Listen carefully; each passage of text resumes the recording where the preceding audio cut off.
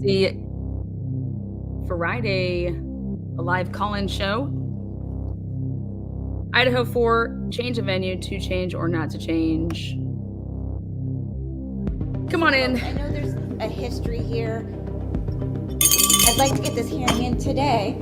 You know, everybody needs to just focus on the relevant facts, okay? I know there's a history here.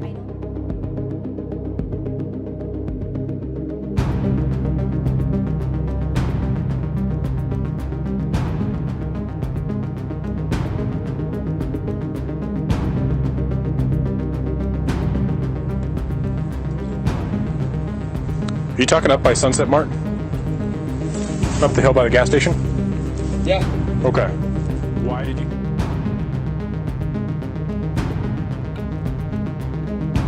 What is up?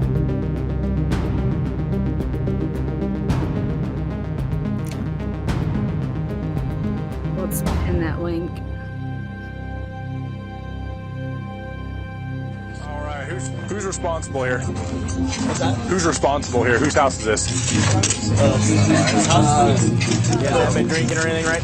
No. Okay. Drive careful, okay? Will do, thank you.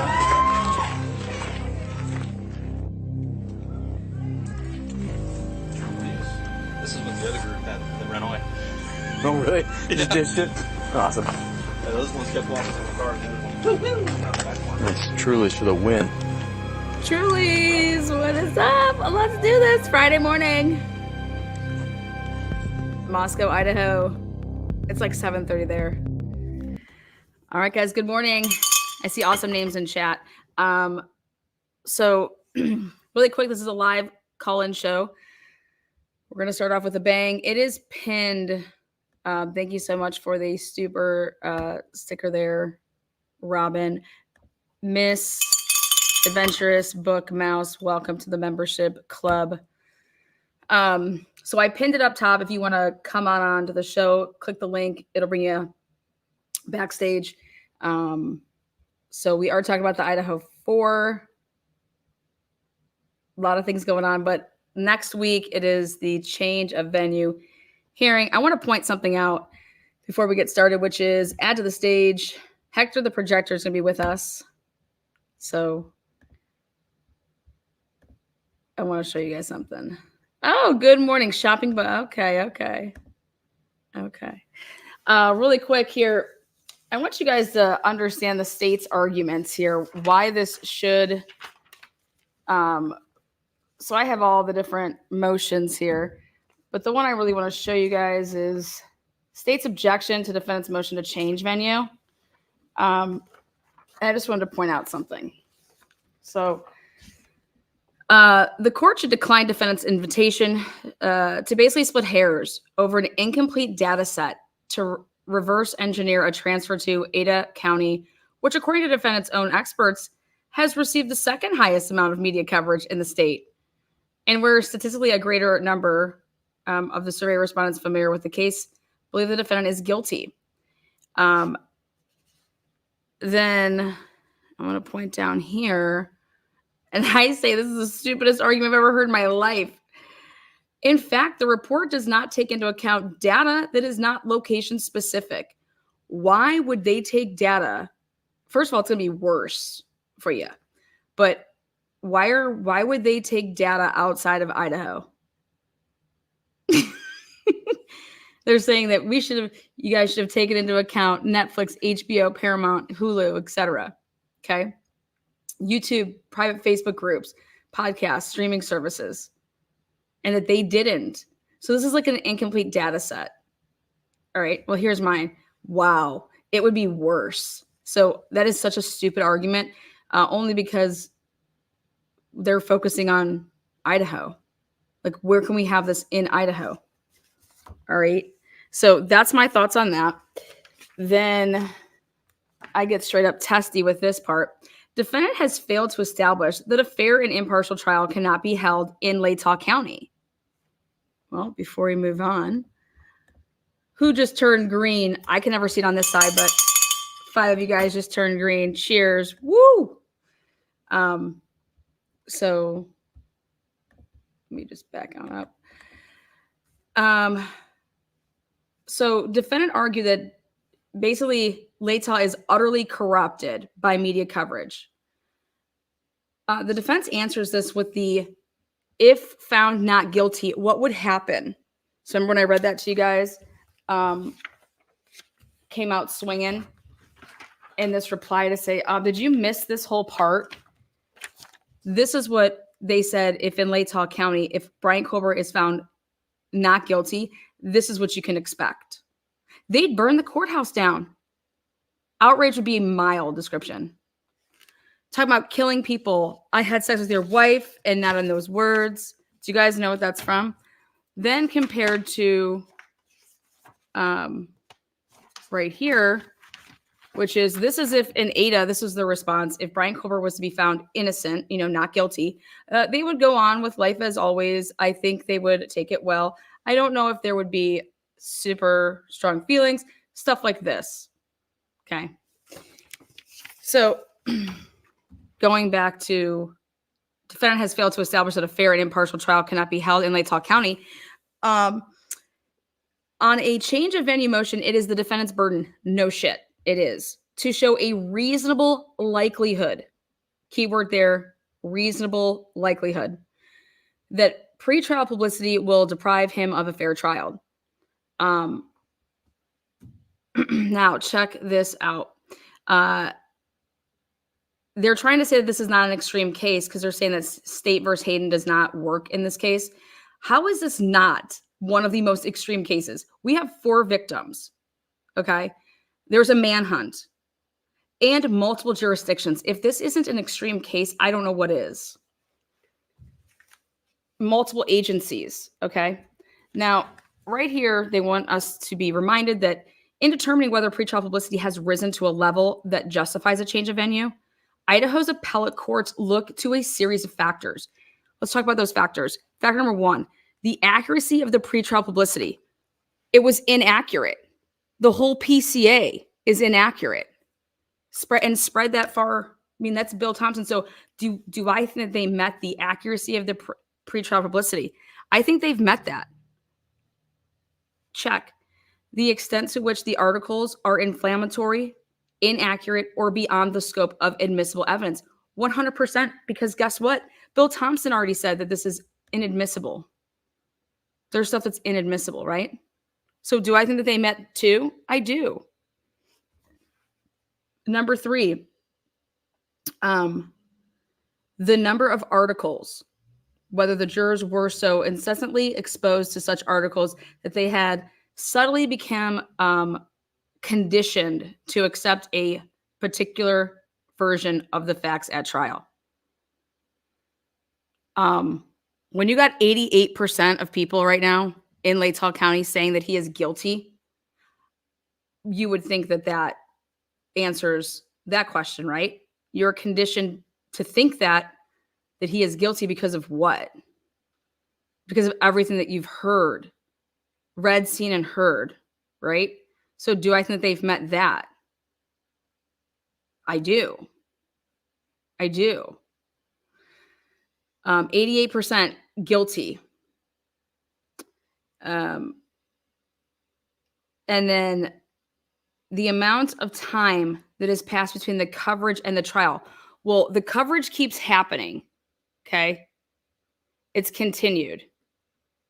So there is no break. So it's continued, right? So have they met that? And I think across the board, I literally can't get down with any of these that it does not fit. But hang tight. So appellate, I believe that they pass those factors. Let's go to this though. On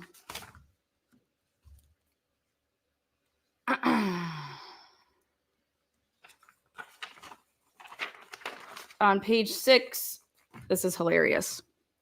This is one of their arguments.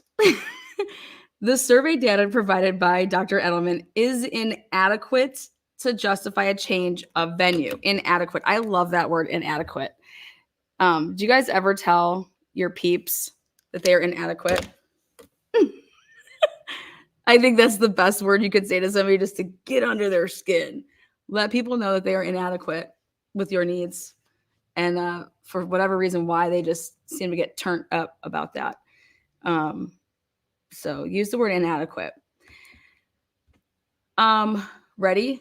This is why. It is not reported how many individuals declined to take the survey, raising serious concerns about the non-response bias.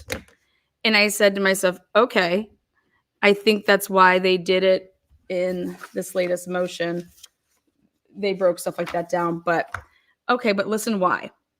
All right, so they're like, wait a second, you guys didn't tell us how many people, when you called them up, how many people declined to even take this call, okay, this survey.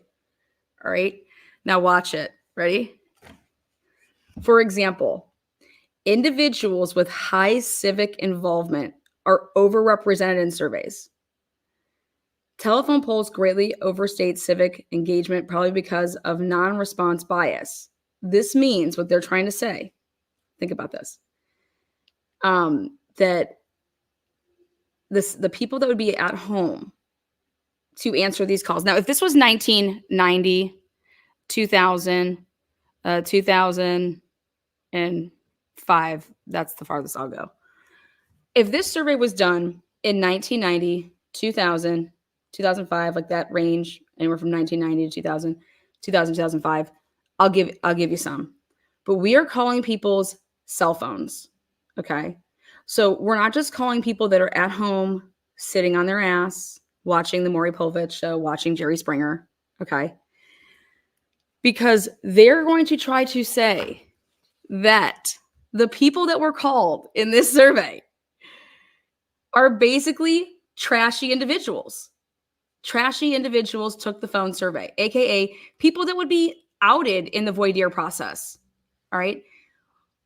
One only has to exercise common sense to see that there are innumerable reasons why prudent, thoughtful, deliberative, and conscientious individuals might hesitate to complete such a survey. Common sense. That's what they say. Common sense tells you that basically trashy people are going to take that survey. People that aren't trash, though, they're not going to take that survey. I'm telling you, that's their argument. And this is my response is, AKA people that would be, they're going to try to say they would never make it past the voir dire process anyways. And so by you not telling us how many people did not take this survey, we cannot properly, how many people did you have to get through, things like that they want. But at the end of the day, Latah County, Bill Thompson's team is basically saying the people that took this survey are trash. Okay. And because people that are actually working and not up to date and aren't in like these, the civic, basically the people that aren't all social butterflies. The people that are busy working didn't take the survey. The people that are busy think about that. That's what they're now. Again, I could give some weight to this if it was 1990, okay, and we're calling people's landlines, and we are talking to the stay-at-home housewives that gossip all day, all right, with their other stay-at-home housewife friends. But we're calling cell phones. Everybody has cell phones nowadays. And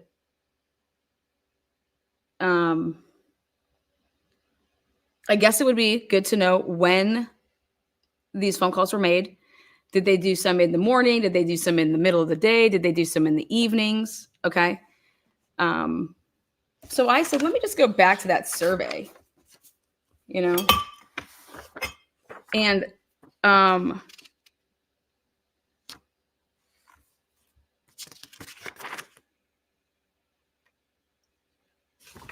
they offer to be called back as well if they were busy. Are you in a place where you can safely talk on the phone and answer my questions? When is a safe time for me to call you back? So then in that case, you might want to ask Bill how many callbacks happened. Okay, if you're going to go all crazy like that, then you should probably want to know how many callbacks happened.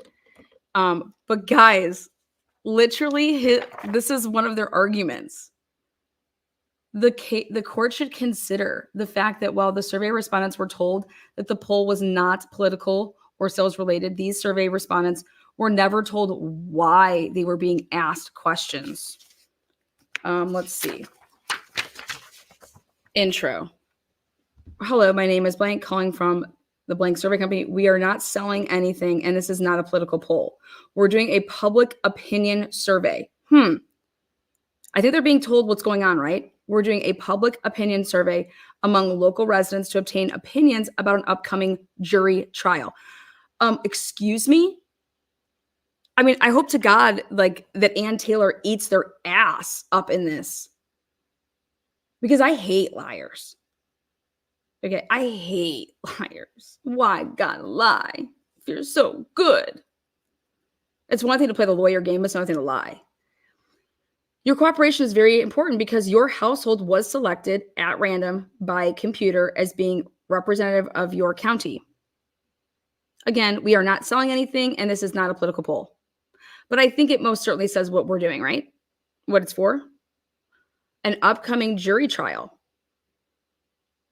Let me tell you what, people knew exactly what this was about, and that's why people recorded it and then turned it in to the prosecutor's office, because they knew exactly what it was.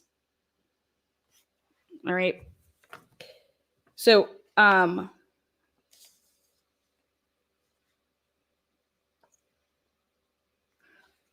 you had also cell phone, landline. I mean, whatever questions, Bill, you want to ask about the survey, you can ask on cross-examination. Okay. Remember, Bill was just storming around, huffing and puffing instead of, you got questions, ask the questions during cross-examination. Because to me, this seems like a cross-examination type stuff that you'd be wanting to use during cross-examination to discredit. Okay. But I don't think you're going to win this, but this is going to be hilarious. I can't wait for this part of the argument to talk about the fact that the people that basically took this poll, took this survey, are people that only one only has to exercise common sense to see who really took this poll. Who really took the survey. Basically we're all trash, you guys. Bill Thompson is saying people like me, people like you, we trash, but guess what? I'd rather be trash than stupid, Bill. Sit down. Ashley Jennings basically puts you in your place. Okay. Defendant's flawed hypothesis is that if 98% of self-selecting group who volunteered chose to share opinions about an upcoming jury trial have heard about this particular upcoming jury trial, then 98% of all citizens who are summoned for jury duty will have also heard about it. The court should reject this illogic leap of faith. Let's even say that we'll give you 10%. We'll give you 10%. We'll go down from 98%. We'll even give you 10%. Again, I don't think you're going to see Ann Taylor and Jay, who's ever doing the arguing, going to be talking about knowing about this case, because everybody knows about this case. It's going to be about what people do for a living in that community and how they will be outed. Okay? But that this is just crazy that you can think that a survey like this is going to tell you this.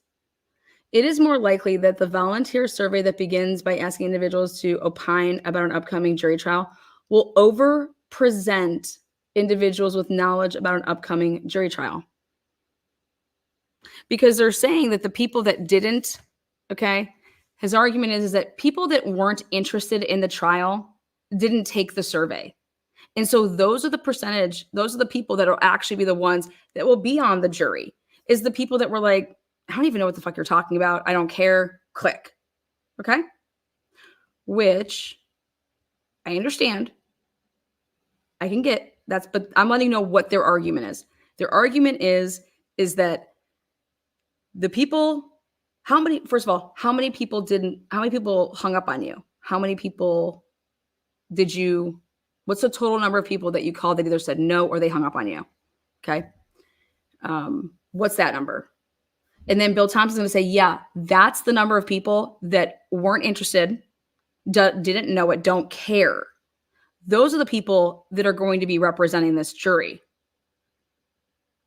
People like that. People are like that. Okay. That's his argument. People that weren't interested in the trial didn't take the survey. That is the argument.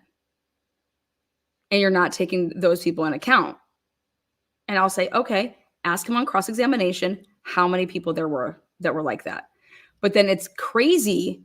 It's illogical to assume that that's why they didn't take the jury, that they didn't take the survey. I didn't take the survey because I was changing my kid's stinky ass diaper. Okay.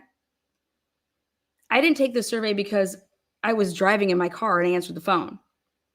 I didn't take this. So it's illogical to then just assume why somebody didn't take the survey. So that, to me, that's my argument back, is that I could debate all day. And I never did like those high school debate teams. Never once on that shit. But that's basically Bill's argument, is that the people that we need to know the number of people that didn't take the survey, because those are the people that would actually make it through voir dire. Okay, Bill.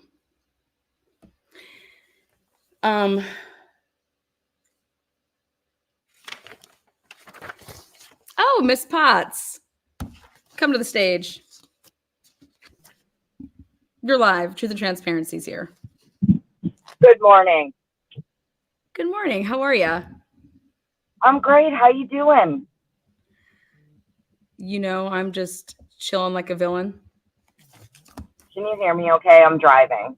I could tell that. Jeez. Where are you going? Shopping? Sorry. I can hear you. I'll turn you up. Turn me up. As always. So what do you think? What do you think?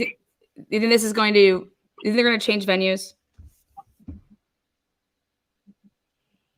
I mean, I would think that they have to at this point, or you know, bring the jury in from another county or something. But that's what they recommend. I'm going to show you what they recommend here in a minute. I think it's wild though, the argument that Bill's making. Not gonna lie, like there's a part of me that thinks he's trying to use the fact that people said they would riot and burn the courthouse down, and that somebody would like find Brian and kill him. I think he's trying to use those examples as to the kinds of people who took the survey. That it's obvious these are people that, you know, I don't know though. I mean, I don't know. It's like he's trying to do some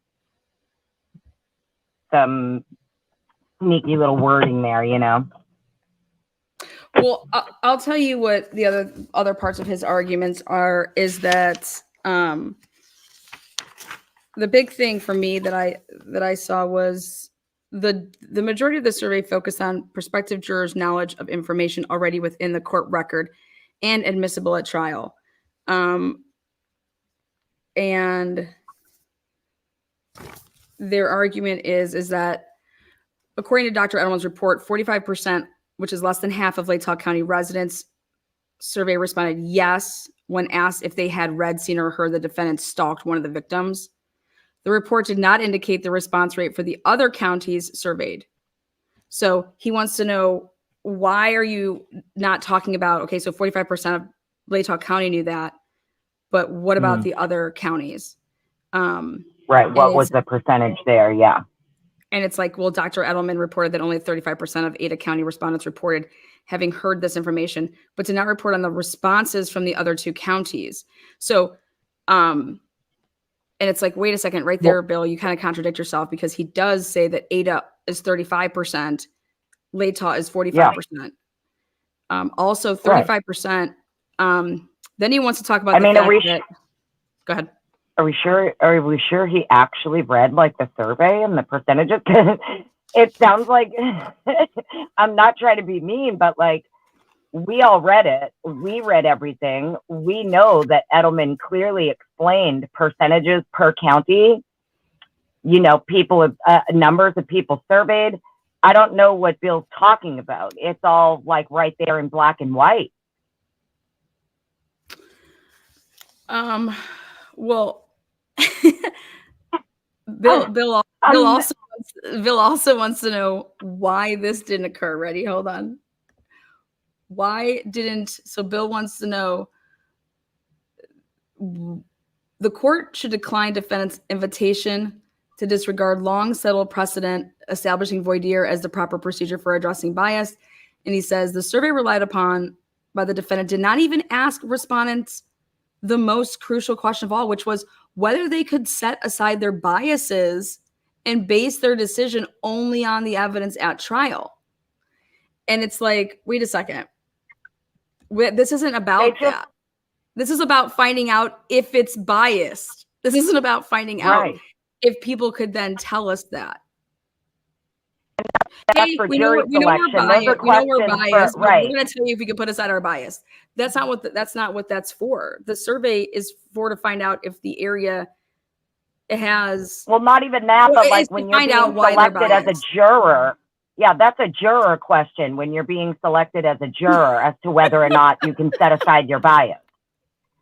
That's not a question for the survey. A. B. Right. Furthermore, if they're telling you that if a not guilty verdict is found, they're going to burn your fucking town and your courthouse down, I would say they can't set aside their biases. So, just a guess. This is wild. Now, ready for this? The court can fashion, what is a remedy? So what kind of remedial measures for the jury selection short of changing venue? Well, this is what they recommend. So I just want to let you guys know what the state is recommending. Okay. And so the first thing is I want you to see his thought process with this. I'm going to show you this. So because the court has not been presented with evidence that a jury pool in Ada County would be any less likely to prejudge the defendant than one in Latah County, the best way to ensure that the defendant gets a fair trial is to safeguard the jury selection process. Okay, how do you do that? First, this is what he's saying. First, we're going to do this. First, the court can convey a large jury pool. Just make it bigger, okay? As noted elsewhere in this brief, if the court were to summon 1,800 jurors, okay, 1,800 jurors, only 1 in 100 would have to be chosen in order to select a jury of 12 plus 6 alternate, which is 18. Okay. So this is how he's saying to do it. First, based on their numbers, okay, we're just going to extend this. We're going to go 1,800 people.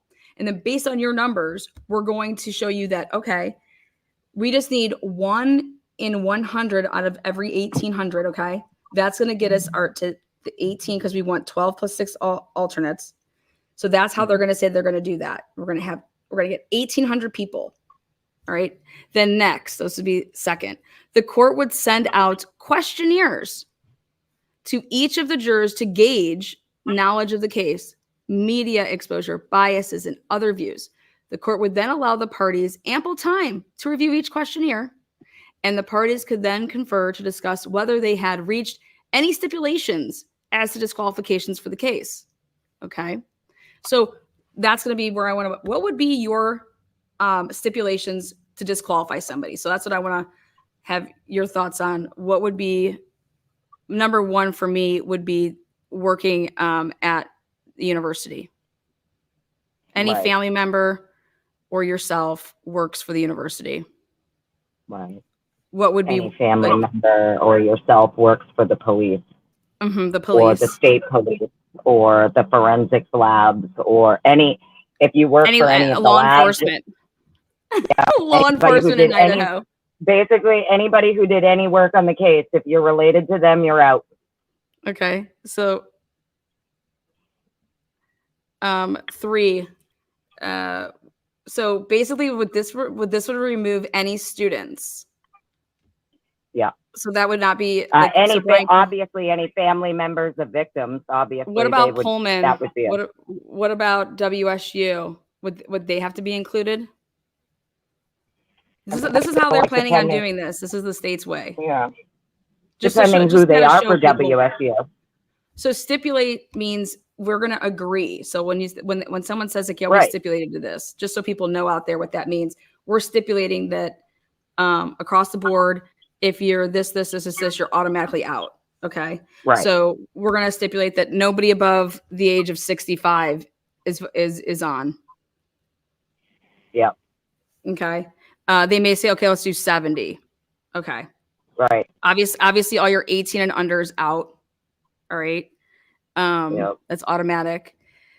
And then let's see what else he wants to do.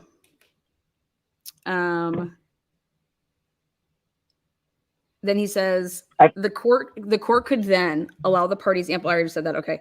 After that, the court could take up the issue of any disputed jurors and determine whether to dismiss those jurors for cause. Then those jurors whose questionnaire passes initial review. So that's just the initial review process.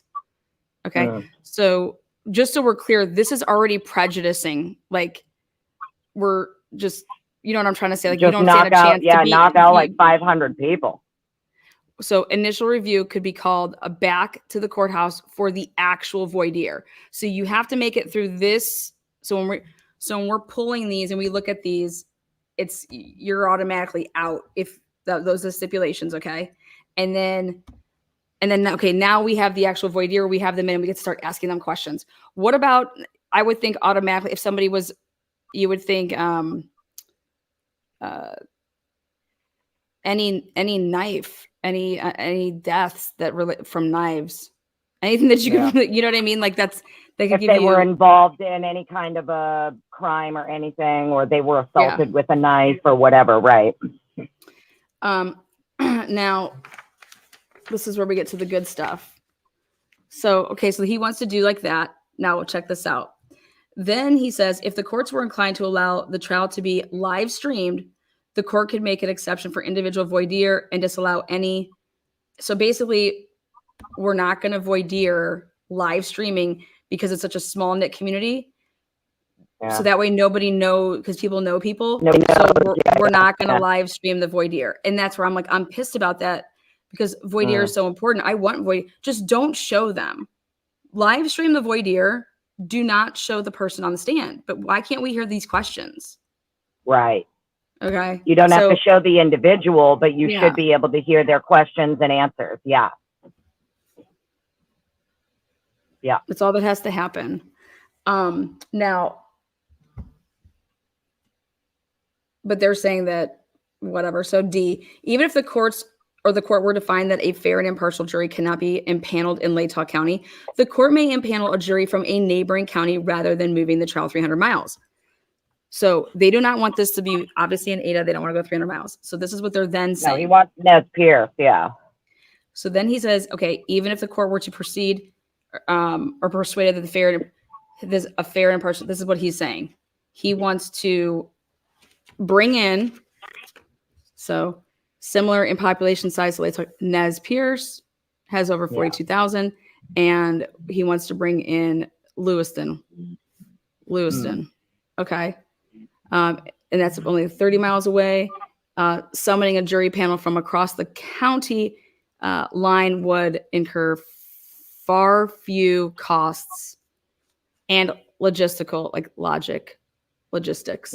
than moving the trial to Ada. So that's his, he's saying we're going to go with Latah, then we're going to add Nez Pierce, and we can add Lewiston. Then transferring venue would not be convenient for the parties and witnesses, nor would it be in the interest of justice. Defending next argues that the court should change venue, which provides that, and this is their argument. First, defendant argues that Ada County's large population size has more than 10 times as many potential jurors than Latah County, and thus offers a larger jury pool to choose from. But the fact that Latah County is smaller than Ada does not mean that it is too small to select a jury. So they're basically saying that we don't care that we're smaller. That doesn't mean, just because we're smaller doesn't mean that we can't impanel a jury, which I get, but we're talking about a unbiased. We're talking about. It's not about just getting impartial. A jury. This is about That's right. Exactly. Exactly. It doesn't matter if So, they're just trying to we get think that any you can. jury We think that bro. you can impanel a jury. Don't think we know you can. It's not that. We don't think that it's going to be a fair and impartial jury. Okay. Right. Come on, Bill. Okay. That's So the difference. It's the fundamental difference. It's a fundamental difference. So, as noted above, if the court were to proceed with a 12-person, 6 alternate, the court could easily summon 1,800 individuals. That's only 5% of Latah County's total jury eligible population, meaning that out of every 100 jurors called for duty, we would only need 1 to be qualified for every 100. Which, okay, I get that. Do you know how long this process is going to take, you guys? You guys thought that, oh my God, Karen Reed's took a long time. How long do you think this process is going to take? You guys, you would have to start your jury selection process. I'm telling you. Oh my God. I think, and 1 month now, before. Start now. You would need at least a month. Okay, so then then they say we have an issue with next, the defendant argues that the Ada County Courthouse can best accommodate this trial, specifically because it's large courtrooms with adequate space for attorneys and room for spectators. But even Ada County cannot accommodate every interested spectator. One merely had to drive by the Ada County Courthouse during certain days in the Lori Vallow. They bring up Lori Vallow. I love it. Only somebody would have to drive by in the Lori Vallow. Did they drive by in the Lori Vallow case? Oh yeah. Certain days in the Lori Vallow trial of 2023, and the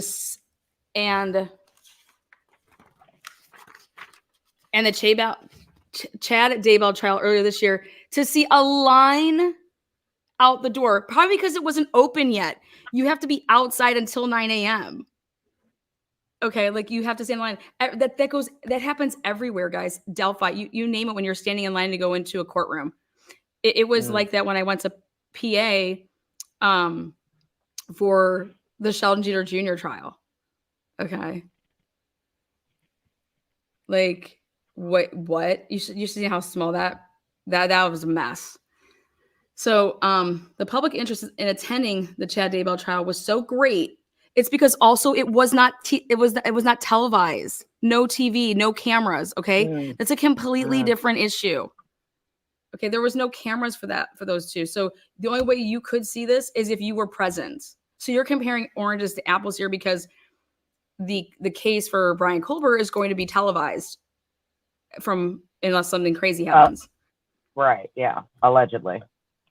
They said Chad Daybell's trial will be, Chad's was maybe Lori's wasn't, that was it. Here's what you need to know if you want to be in the courtroom. So this is what they're writing this crap. On cases of such tremendous public interest, there is unlikely to be any physical courtroom large enough to accommodate every number of the public who wishes to observe. Moreover, the court can accommodate large numbers of people who want to view the trial by providing live streaming options. So listen, if this will 100% be televised based on what Bill Thompson is saying.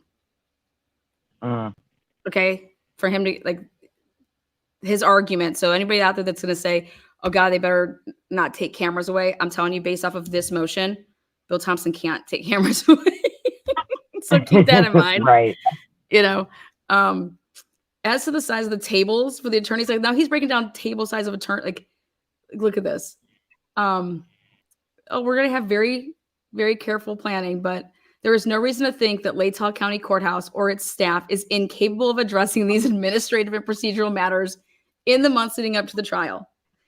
Indeed, the defendant filed a motion to remove cameras in the courtroom after media outlets repeatedly took close-up photographs of the defendant in violation of prior verbal. Yeah, that's the only reason why. I guarantee you Ann Taylor wants cameras in that courtroom. So let's go on to the next one, though. Because it's wild to me. Can I just say something, though? It's wild to me that Bill is making these arguments when he knows damn well that the clerk of the court in Latah is the ex-chief of police's wife, and the chief is running for sheriff. You're right. Oh, that comes up. Wait for it. It's in here. It's absolutely wild to me that he's making these arguments when he knows damn well the clerk of the court for Latah is already biased. It is what it is. She is the ex-chief's wife. She was his wife when this case was being worked. Like, stop. It's wild. Check this out. Defendant argues that this case should be moved to Ada based on cost. Defendant's argument is limited, asserting that out-of-state witnesses who fly into Boise would be closer to the physical location of the courthouse, while Latah County witnesses would potentially have to fly into Spokane and rent a car.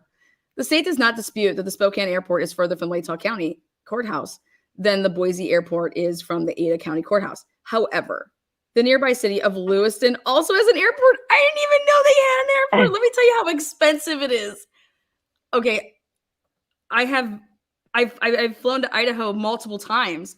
You guys, it is so expensive to fly for whatever reason to Idaho. Yeah. I don't know why, but it is hella cheaper to fly into Boise. Go check it out.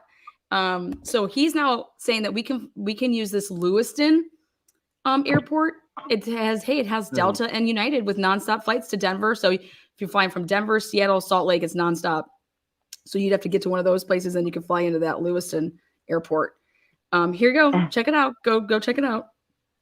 But whether out-of-state witnesses fly into Lewiston, Spokane, or even Boise, the cost of rental vehicles for a handful of out-of-state witnesses is only a fraction of the total cost. And I'm just like, I want to know what that cost is, just total. Most of the state's witnesses are local or will be traveling to Moscow by car. If venue is moved, those witnesses who are local would need to rent hotels in Boise, potentially for multiple nights while they wait to testify. The state's law enforcement and emergency dispatch witnesses would have to potentially be away from work for those days rather than hours, creating a ripple effect of inconvenience. Okay. Similarly, the medical examiner, boom. Now we want to talk about the medical examiner, who is based out of Spokane, would also have to extend her time away from the office. Some witnesses who would otherwise drive to Moscow from Spokane or Northern Idaho would have to obtain flights if the trial were moved to Boise, which would increase the cost. Okay. Is he really trying to pretend that there's literally only one medical examiner for Spokane? I'm sure she has there's other people in the medical examiner's office. There's not just one. No, Spokane's pretty big. So check this I'm out. Confused. Well, the defense counsel took this case on a contract basis and will have, they're going to be traveling regardless because they're out of, Kootenai County. The same is not true for the court. The court reporter, the court clerk, and the court's staff attorney. So you guys, anybody that's been asking, if the change of venue happens, are they going to get new people? Look at this right here. Right here. The court reporter.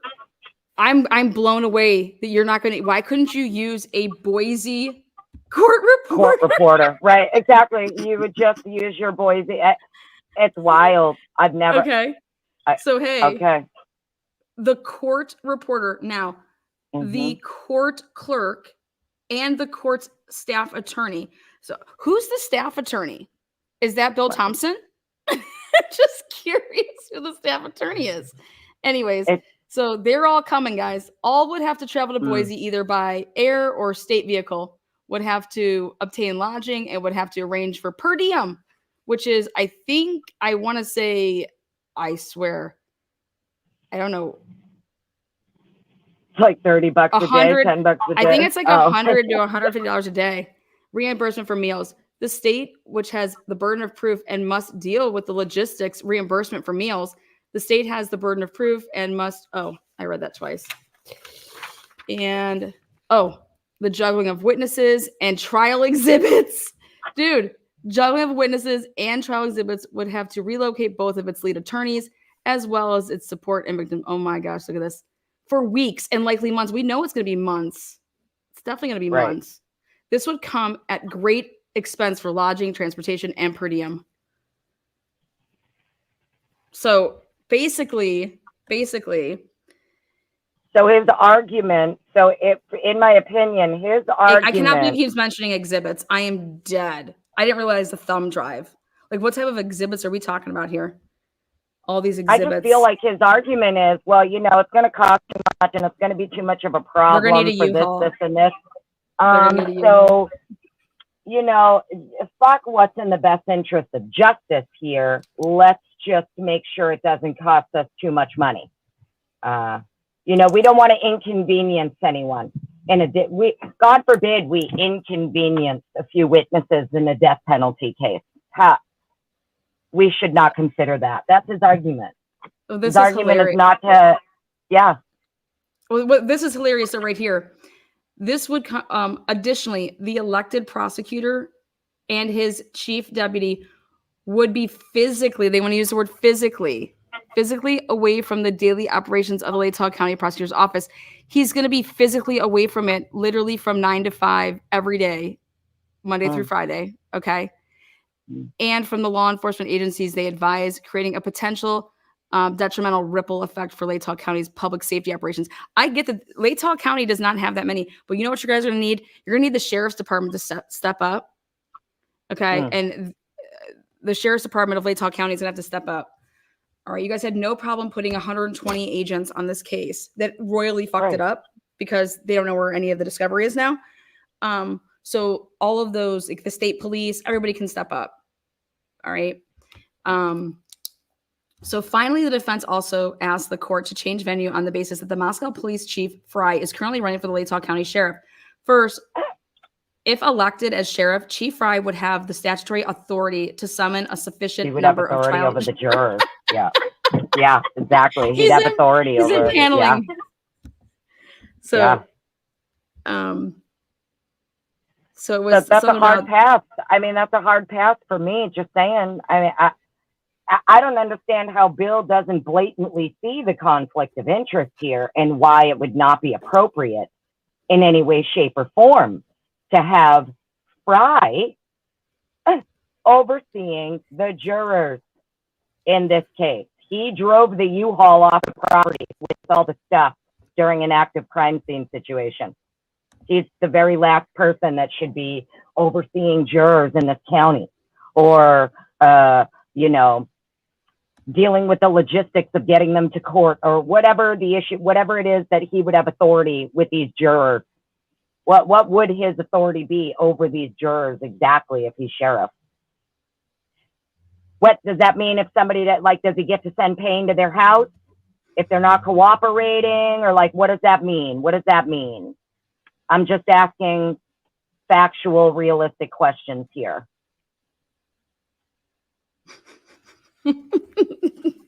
So just so you guys know, the defense says that Chief Fry is a witness.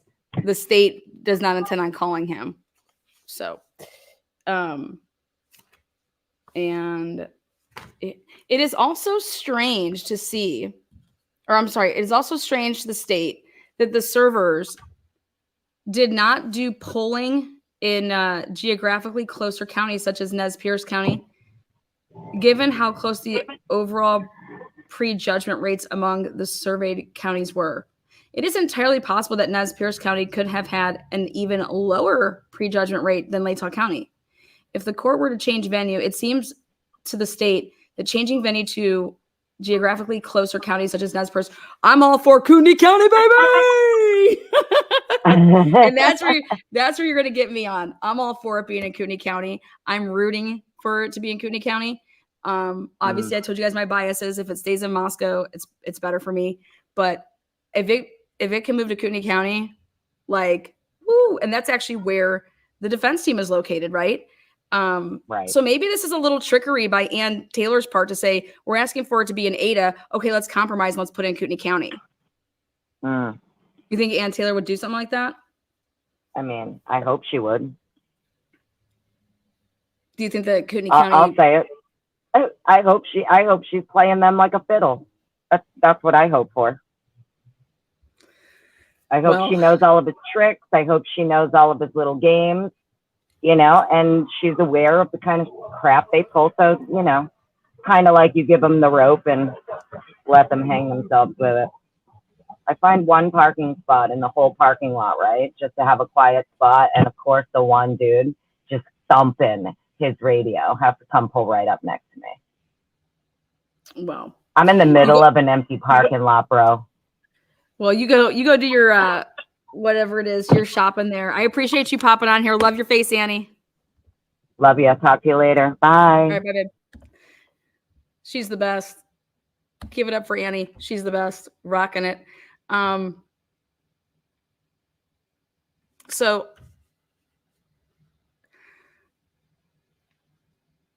yeah. But yeah, Kootenai County, just across the state line from Spokane International Airport, would be less inconvenient than moving the trial 300 miles south to Boise.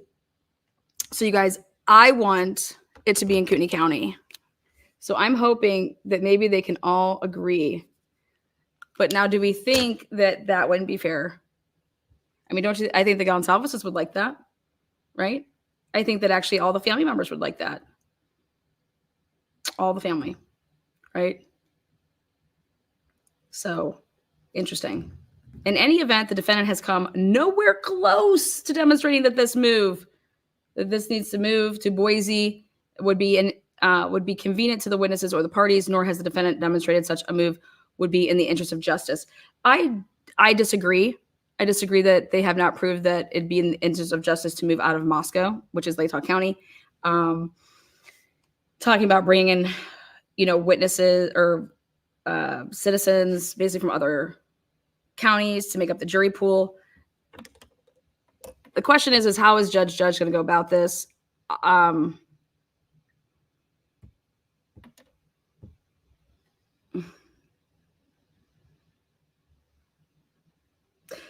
I could see they're going to stipulate to moving it to Kootenai County.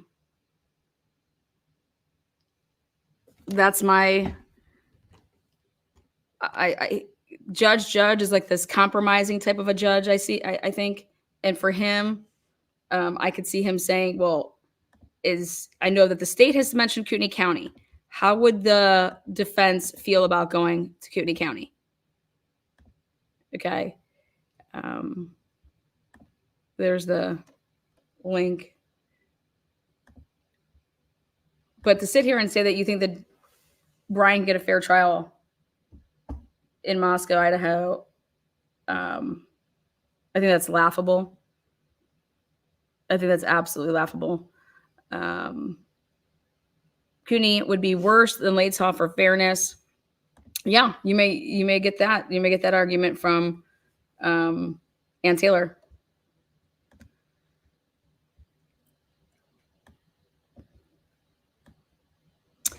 So, but I definitely think that I think that they have the witnesses to prove it. These type of surveys have been done in plenty of other cases, a ton of other cases. And so to sit here and say that the survey is shit or the survey didn't ask this, the survey clearly says what it's for. We're doing a public opinion right here. We're doing a public opinion survey among local residents to obtain opinions about an upcoming jury trial. It says exactly what it is. And these are your witnesses. This is the witness list for the defense. They had to get that in. So you can expect exhibit A, B, C, D, E, and F.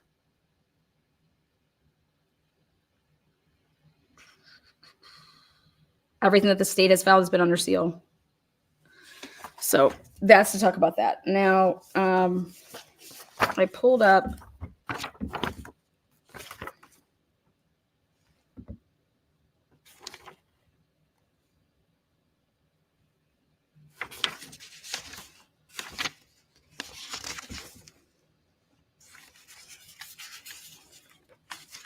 I can't believe that he's going to sit here and argue these graphs. These graphs. Look at this, you guys. This says it all to me. Latah County only makes up 2.75% of the population. Okay. Yet the volume of media coverage is 36%. This says it all. Okay. This says it all. So how can that little tiny area, but it accounts for the volume of media coverage is 36.1%. Easy math, 36%. Okay. So if anybody wants to say that Ann Taylor and her experts didn't prove shit, I don't know what they're watching. I don't know what they're reading. I don't know what the fuck they're talking about. So to sit here and say that, and this is one of the exhibits, this is going to be exhibit C.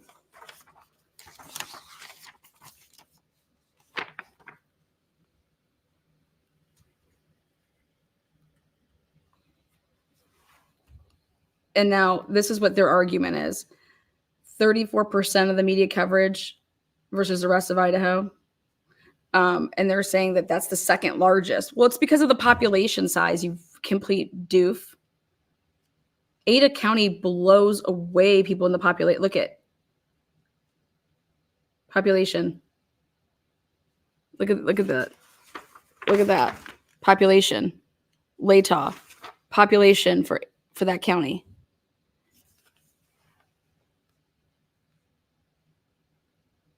So when you talk about that, and you have to compare those two percentages, it's about comparing percentages. And then, what is this one? Opportunities to be seen per person. 57%, 31%. And then this is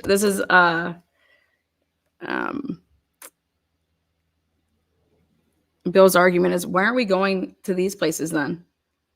It's because it doesn't make up. It's not the same makeup. Like Ada at least has it has a college campus town, has the same makeup as like Latah does with having the college there. But let's go to these little farming towns. That's Bill. You know. Again,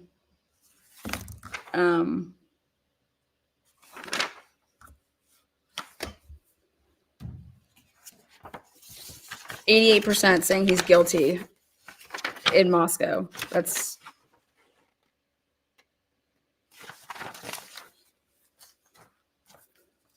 and then this is what TrueScope did and didn't do. So just so we can really point on what Bill's talking about. Bill's saying what TrueScope did not provide, okay, is data from YouTubers and private Facebook groups, podcast information and image captions, data that is not location specific. We did not include numbers from streaming services, including but not limited to Netflix, HBO, Paramount, and Hulu.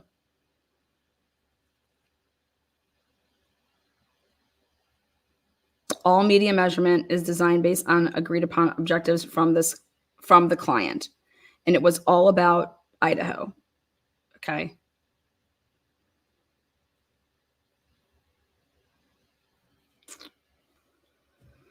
So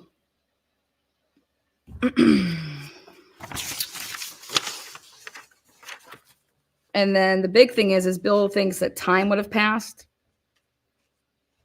based on time. Here's this argument. Every time there was something going on in this trial, so it spikes here, and then when something's going on, it spikes. And you can look and see what they're talking about. April 2023, that's when the news came out that between April and May right here, that they weren't going to be doing a preliminary hearing. Okay. Also right in March, that's when the whole Bethany is going to be subpoenaed. And she's going to be testifying because the defense wants her because she has exculpatory information. That's your spike. Okay. Your spike here for December of 2023, you know why? Because they demoed the house. They demolished the house. What happened? Spike. Okay. Again, this is just stuff from 1/2023 to 7/15/2024. And then there was another spike here, April and May of 2024. And guess what was going on? Those are all those hearings. Syray, Payne, Mowry. Okay. So, woo, shake it. So I don't know what Judge is going to do, what he's not going to do, but next part of the show. Well, I just, on the record, Ann Taylor met her burden. Now the question is, where do you go? Next part of the show is, when are we going to start talking about motions to dismiss, baby? Okay? Motions to dismiss, Frank's, Arthur hearings. I mean, you name it. When are these hearings going to start coming about? And I also think that they would keep everything pre-trial here in Moscow, by the way. And that stuff wouldn't start getting moved until, that would be my guess, by the way. So people know that. Let me zoom in here for you. When are we going to start talking about, because they're coming. Now back August 23rd, 2023, Brian Kober filed a motion to dismiss indictment on grounds of biased grand jury, inadmissible evidence, a lack of sufficient evidence, and prosecutorial misconduct in withholding exculpatory evidence. So, do I believe that the grand jury was biased? Absolutely. After those, 100% the grand jury was biased. 100% the grand jury saw inadmissible evidence. 100% based on that, there'd be a lack of sufficient evidence and prosecutorial misconduct in withholding exculpatory evidence. So when are we going to start seeing stuff like this based upon the search warrants, based upon how you obtained search warrants? Search warrants then kept getting you this, that, and the other of whatever.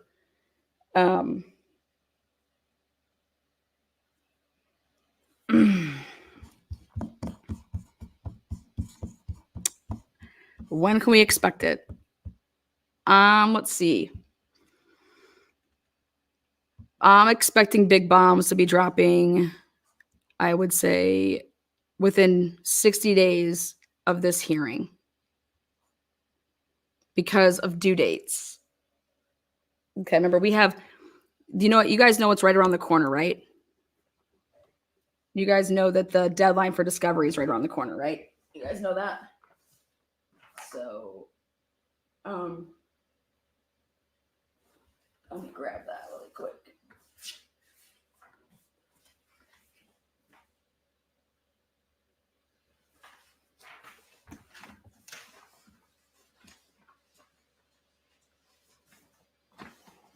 I believe this search warrant was illegally obtained.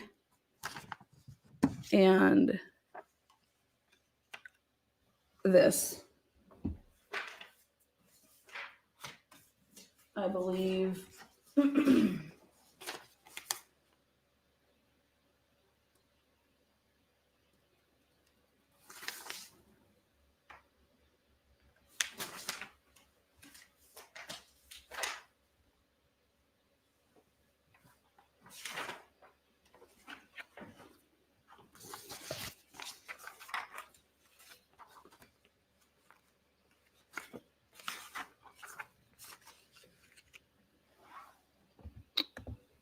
So September 9th is the deadline.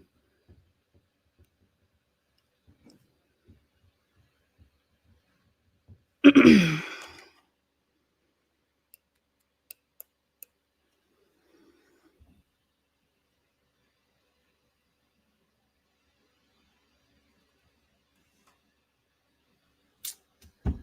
guys noticing a pattern here?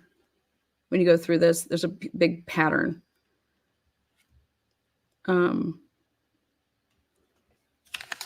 For example, we'll just start from the beginning. State responded to the discovery that Ann Taylor filed on January 23rd. State's response, they filed it on February 21st. State's response, defendant's second, March 29th. You know what that was, right?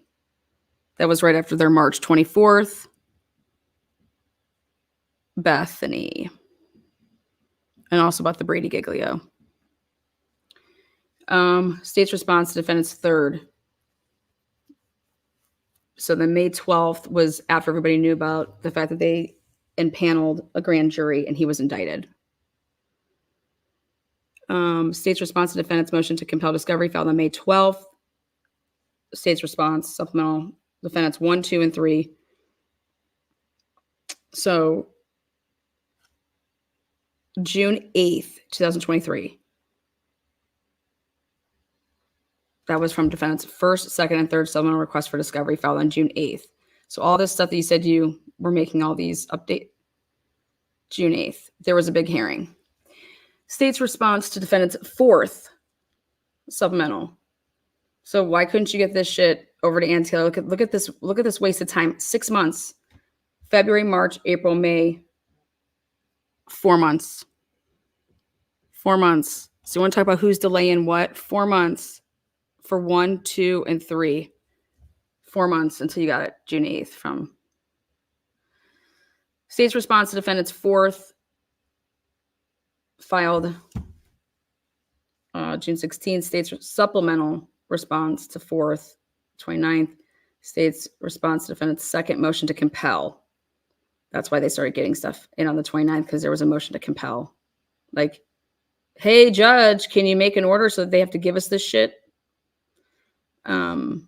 State's response to defendant's third motion to compel, July 5th.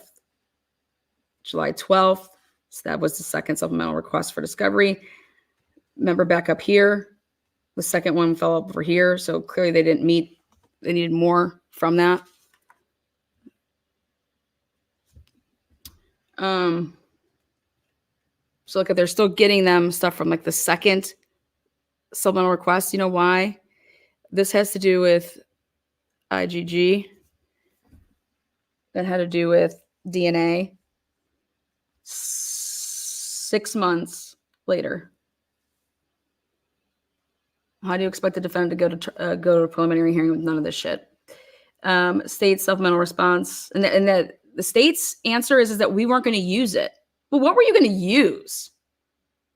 What were you going to use? Oh, we have his DNA. How did you get his DNA, man? How'd you get his DNA? You got his DNA by doing all this other shit first to be able to arrest him. Once you arrested him, you got his DNA. You didn't have his DNA before you arrested him. Okay? Like, if people don't understand that, then I don't know how to explain that. You don't get his DNA until you arrest him. Okay? But if you weren't able to obtain that arrest warrant, then you would have never got his DNA. Because that's what they're saying there. We're using the swabs. We're not using the IgG and how we got to him. We're just using, that's a tip.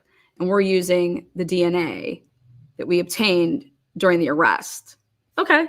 So then let's talk about how you got the arrest warrant. How did you get the arrest warrant? How did you get that? You got it off of this shit, off of these illegal warrants, these lies, this shit on December 23rd. That's how. You didn't do no test drive. You didn't do shit. You lied. You lied about where this phone was going, and you lied about where the car was. All of it's lies.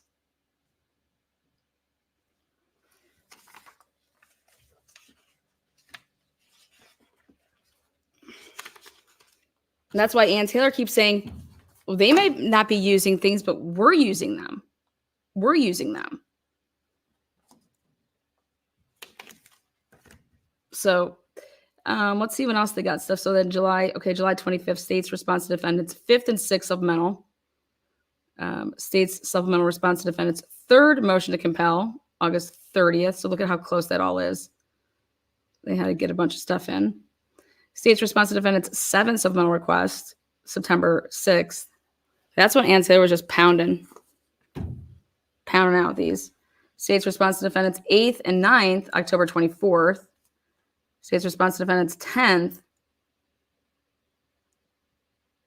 11th, 12th, 13th.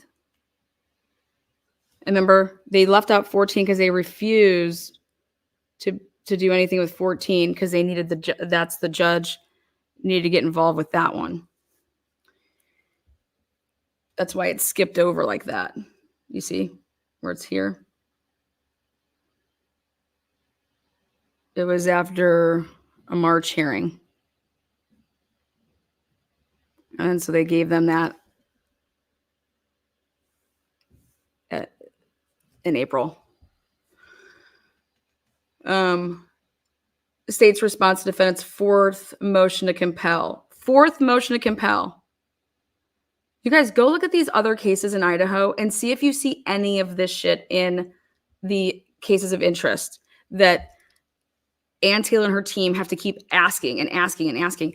Do you guys recall when Ann Taylor was even able to obtain, we don't even have Brian's data from his phone. We need the raw data so that we can give it to our guy so that we can take the raw data and see, wait, you guys keep saying that you, like, his data from his phone is how you're putting this car with this phone and doing this loop-de-loop, right? When can we get his raw data from his phone? When do we get that? When can we give that to Cy-Ray? Right? That's who would get that, right?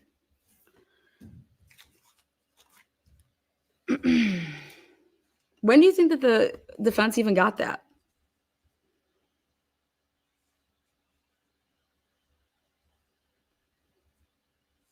You guys, this stuff can't be hidden in some hidden folders. This should be like at the top of all your shit because that's what you use to arrest this man. Okay? Supposedly. But then you come to realize that they didn't and they just wrote this shit in. They just wrote things and said that we did this is what it does, this is what it does, it's consistent with this, it's consistent with that. And none of that is accurate to the point that it's known falsehoods because they didn't even do anything. There wasn't enough time to do a drive test. And you heard Payne on the stand. I began starting to write up the second one right when I got that one back. And it's like, excuse me, I cannot believe that you just admitted that on the stand. I cannot believe that you admitted that on the stand. Yep, I began to write up that second AT&T warrant.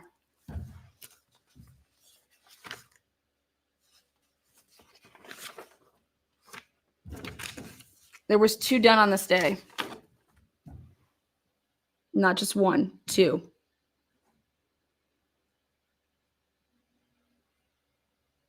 How did you get... I can't wait to see what did you write in this second warrant, man? Because this shit's going bye-bye. Bye-bye. You lied. You lied. Do you know what this was able to obtain, the second warrant? There was 2 warrants that came out of this AT&T stuff. The second one was that's how they got the June to the November. Well, they got it all the way to December, but June 23rd, 2022 to November 13th, 2020. But I think they went all the way to like whatever day they, was still a manhunt. Ready? That's his historical data. And how were they able to obtain that second search warrant?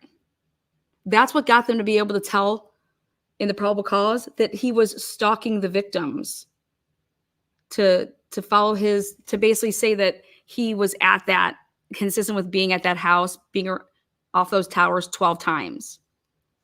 You wouldn't have been able to put that in there, nor is it even remotely true. But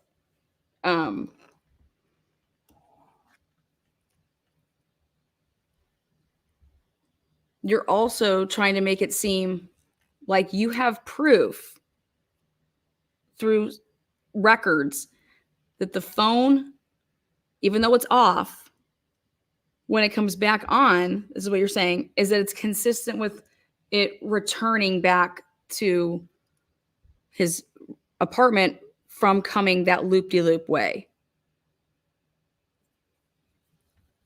And the defense the whole time was saying, listen, we can't provide our alibi until you give us what? His records. You guys his data, his raw data that you have. Because we're saying that he's somewhere else, but until we get the raw data to then use to then have our peeps do it and to show you that No, his data shows that he's over here. Okay.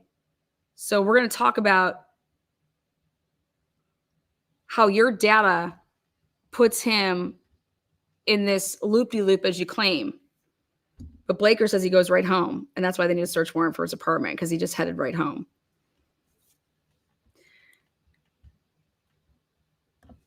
And now this shows you how and why these people had to work extremely backwards, because it's like you have to get to Brian Kober, but you can't use this. You can't use what? IGG.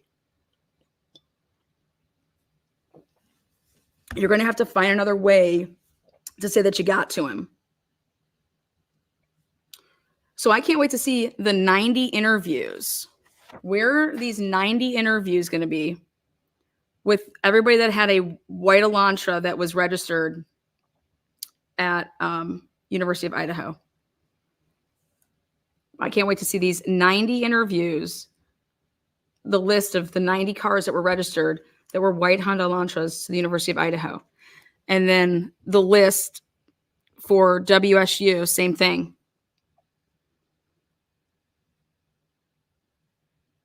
I can't wait to see these police reports, these supplemental reports in dated order, not your stupid numbered order. I want to put them in order of dates of when. Here's November 13th. What was everybody doing? What's any report that has November 13th on it? Okay. And now what's the timestamp on that? Okay, then that's the first one. What's the timestamp on yours? Okay, that's the second. Okay. We're going to put them in this type of an order. And it's going to be on timestamps of the report, not of when you wrote it up. So the timestamp of the reported incident. Not, oh, I typed it up on December 7th, but it was from the work that I did on November 15th. Well, it's going to then bump all the way up to be in my November 15th section. Okay. It's not going to be in my December 7th. That's not what you did on December 7th. On December 7th, I'll write that you were busy writing up a report, but that's not the work that you did then. What is up? Can you hear me? I can. Hi. Good. It's good to see you. Good to see your name. It's been a while. I know. What's good? Well, it's kind of been a little break for me for the last half a year or so. Kind of frustrating at times. It's like spinning your wheels and getting nowhere. Right. Like cat herding. Well, let's talk about it. I know that we have lots of conversations. So I want to talk about some of them. Let's talk about the money. Yeah, this is about money for sure. Okay, good. I want to remind everyone of an important fact. So when did you first hear, we're not sure how the state decides on Brian Koberger, or how do you get to Brian Koberger? Mm-hmm. And we heard Ann Taylor asking that on January 26, 2024, during the motion to dismiss hearing. But we all heard it long before that, about a year, as a matter of fact, on January 6, 2023. That's only days after Brian Koberger's arrest, by the way. And Lana, you asked that. It was you. How many times, honey? How many times? It's right there on your video. Anyone can reference that. If someone has proof that someone said it before you, post. There's not proof. Yeah, no. Well, this is not about inflating your ego or giving you a kudos, although you deserve it. But this is, more importantly, I mention it because it needs to be emphasized how important it is to any investigation. And Ann Taylor is trying to communicate that to us. Now, imagine if you have a client who is not connected to the crime he's being accused of at all. You would want to know the answer to that question. And additionally, it would never be revealed to the defense, or else it would prove a cover-up, because it is all a fabrication. Yep. So don't expect the defense to ever get an answer to this. Oh, they're not going to get an answer to that until trial. I don't think they'll ever. It'll just disappear. We don't have it. Well, I think they're gonna get that through what. Here's your report. Do you recall this is what you did on that day? Okay, because they're trying to cover up now that they got it. Remember, Payne just testified and he said, I didn't even know that the WSU guys, those campus police, had found those vehicles. I didn't know that yet. Remember when he testified about that? Yes. And he's acting like, so for it's very interesting because from the PCA, the way that they have the order is you would have thought that Payne was given that information in a very timely fashion. And here for the first time, we hear that Payne says that he didn't get that until like December 20th. I think that's what he testified to. And that would be the WSU campus police finding Kohlberger's car, or just like, them reporting that. And so, but what that tells me is that if these guys didn't call in any other white Honda Elantras, how bad does that look? I You agree. get what I'm saying? If Yes. they're driving around beginning on November 25th, that's when WSU asked for the help, okay? And so then on November 29th, that's when they find this particular one. But between this date and this date, how many were called in by those guys?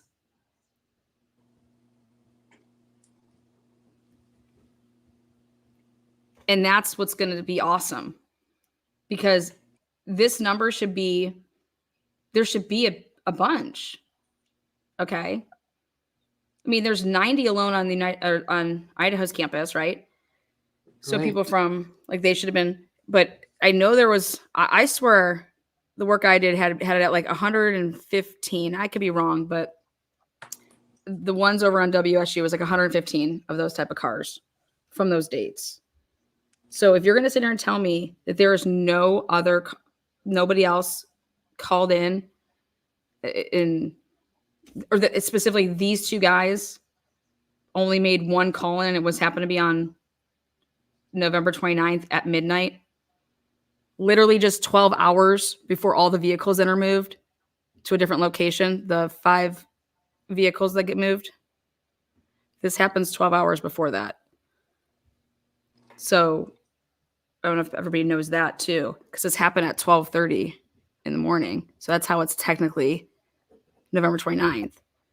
But then literally 12 hours later, around noon, they move the 5 cars that were at the 1122 King Road house. And that's where I said, holy crap, when you want to talk about possibly, were they going to ever say at a point in time that DNA was found in one of those people's cars and that it looked maybe too bad? Like, we can't do that. It's going to look really, really shady that we found his vehicle 12 hours before that. So ixnay on that. By the way, let me interject on a sideline to add to Brett Payne's testimony on that day. I mean, wasn't he calm under pressure? You need someone like that if you're going to do what they're doing. He's a team player. Yeah, I don't know if you want to say the word calm. He was basically, he had no answers. So someone that's a leader, he had no answers. He didn't know. He didn't know things. Put yourself in that position. If you had those answers, which again, like you say, there are no answers. He's given them gibberish, right? Mm-hmm. I mean, you would not be. He's making it seem like it's not a big deal. That's how he's making it seem. Be self-assured when giving those answers, but he's not going to perjure himself, or at least he's going to try. So you would think that someone like that in his position would be shaken, but he's not. Absolutely calm. And that's admirable because he's a great asset to their team for what they're doing. They need a team player like him. And you're right. Before the hearing, he was briefed. I remember you 100. Yeah. 100. Yeah, he he was knows. coached. He knows the deal. And he had, it's almost like, but he's acting like what he was saying, it's perfectly normal for him not to know those answers. and where Right. myself, all of you guys, and Taylor couldn't believe, like, no, that's not normal. Right. No, that's not normal. But that should just tell you that he's so conditioned to think that, and how he was trained as well. Who trained him? He's conditioned to think that what you're even asking for doesn't matter. It's yeah. I don't know who did that, or it was this person. But he did lie. He did lie because he said that Maori did something that Maori didn't do. It's when everything's a facade and when everything, you're not being truthful on the stand. If the person who's asking the questions asks the right questions, you can lay traps, and you will fall in those traps because you're trying to keep your lies straight and you can't. Yeah. If it was me the evening before during that briefing, I'd be like, I ain't going up there. I ain't going tomorrow. I'm going on vacation. I'm going to get lost somewhere, but I ain't going on that stand. So he's brave. That's got to take bravery. And he was absolutely calm, which, again, I don't know how he pulled it off, but you need someone like that if they're going to do what they're doing. Like you said yesterday, these things take time. These things take time. And you're right, they do. You have to be careful of what you're doing so that it isn't easily unraveled by being too conspicuous. So you have to ask yourself concerning the cover-up, at what moment was it first on, right? Of course, it's just a question you ask yourself. There's no answer to that. We can't prove it. And again, that's kind of the theme to all this. That's why you stick two of your middle fingers up in the air at times. It's like, you know it, but you can't prove it. Well, what you can prove is I think what you can do is you can prove incompetence. The more and more that you are proving incompetence in all different directions of the investigation, okay? Incompetence can only go so far when then you look at it and you say, okay, when does this go from being, okay, dude, you're just incompetent, like you're just bad, to then it being something, more, which is then you're getting into this over here, which is, purposeful acts. And you could use the word, cover up, but there's a level of incompetence that we're going to come across this whole entire trial, because I do believe that these officers are incompetent. I don't know. I want to stop you right there and challenge that, because that would suggest unintentional. Well, yeah, no, that's what I'm trying to say. When does it become that you can no longer say that these people are incompetent? Like you can, everywhere you look there's just all this incompetency, right? Or is it more than that? I can't prove it, but it is more than that. If it even goes to trial, if the outcome is not guilty, that is a sword that law enforcement is willing, even Bill Thompson, he is willing to fall on that sword. You're going to find that the law enforcement or the investigators were incompetent, and doggone it, they're just Mayberry. They're a small town over there. If they had the resources of the big city, they would have got him, but we can't win them all. But of course, he's still going to be viewed as guilty, right? And that is the trick here. Again, we can't prove this, but it has always been. For those who don't know, and I can't prove it, but I'm going to say it. This has always been about the indictment, merely an accusation. Now he is ensnared. So that was their trick all along. The heavy work will now be done by the mainstream media. They're gonna, with their propaganda well, like you said, like push this far and wide, push the PCA. Like once you guys get the PCA, and I think I did that like a month ago, maybe not even like a couple weeks ago. I said this PCA did not need to be 19 pages. Who was the PCA truly for? Was it for the arrest of Ryan Colbert, or was it for the media and to seal up this? I think that they thought they were going to get a plea deal. I don't think so. Okay. But, well, the mainstream media, their job is to make him into a monster and convict him ahead of the trial, so that even if there is a trial, he'll always be considered guilty. Perhaps if there is no trial, even more so, Either way, it is about those who are guilty remaining undiscovered. They'll never accuse or arrest anyone else. Oh, no, that's never going to happen. But it's interesting that they want to come out and say that they're still looking, you know, we want as much information as you can go out in there and give us on Brian Kober. Remember that? Yes. Yep. And that's amazing to me because it's like, I can't believe that you're even asking that. Like, you should be arresting him and doing all this stuff because you have him nailed to the wall. And they made it seem like they had him nailed to the wall. And Ann Taylor just knows how these people operate. She's played ball with them before. She knows how they she knows what they're all about. I agree with you about the PCA. It is a compromised document. And if there is any portion of the PCA that suggests anything misleading or false, then the entire thing is questionable. We've been saying that for over a year and a half about the PCA now. Yep.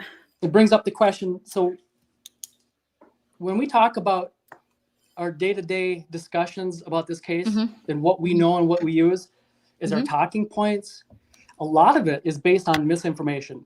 And we have to be careful about what we think to be true and about what we're using as our sources for the facts, right? So ask yourself, can we use leaks by sources as facts? Myself, No. I have a zero tolerance policy when it comes to hearsay. We all should. Yeah. Like, Lana, I can't say what you said. Yeah, no, I agree with that. I think I say it all the time on my show. If you want to know what I think about a case or a topic, come here and hear it out of my own mouth. What I think. Don't listen to somebody talking about this is what Lana said on her channel. You know, or show my clips and let my words speak for myself. You know what I'm trying to say? Like, there's a way to go about it, but I don't like when people go out and say, "Oh, this is what Lana said," or "This."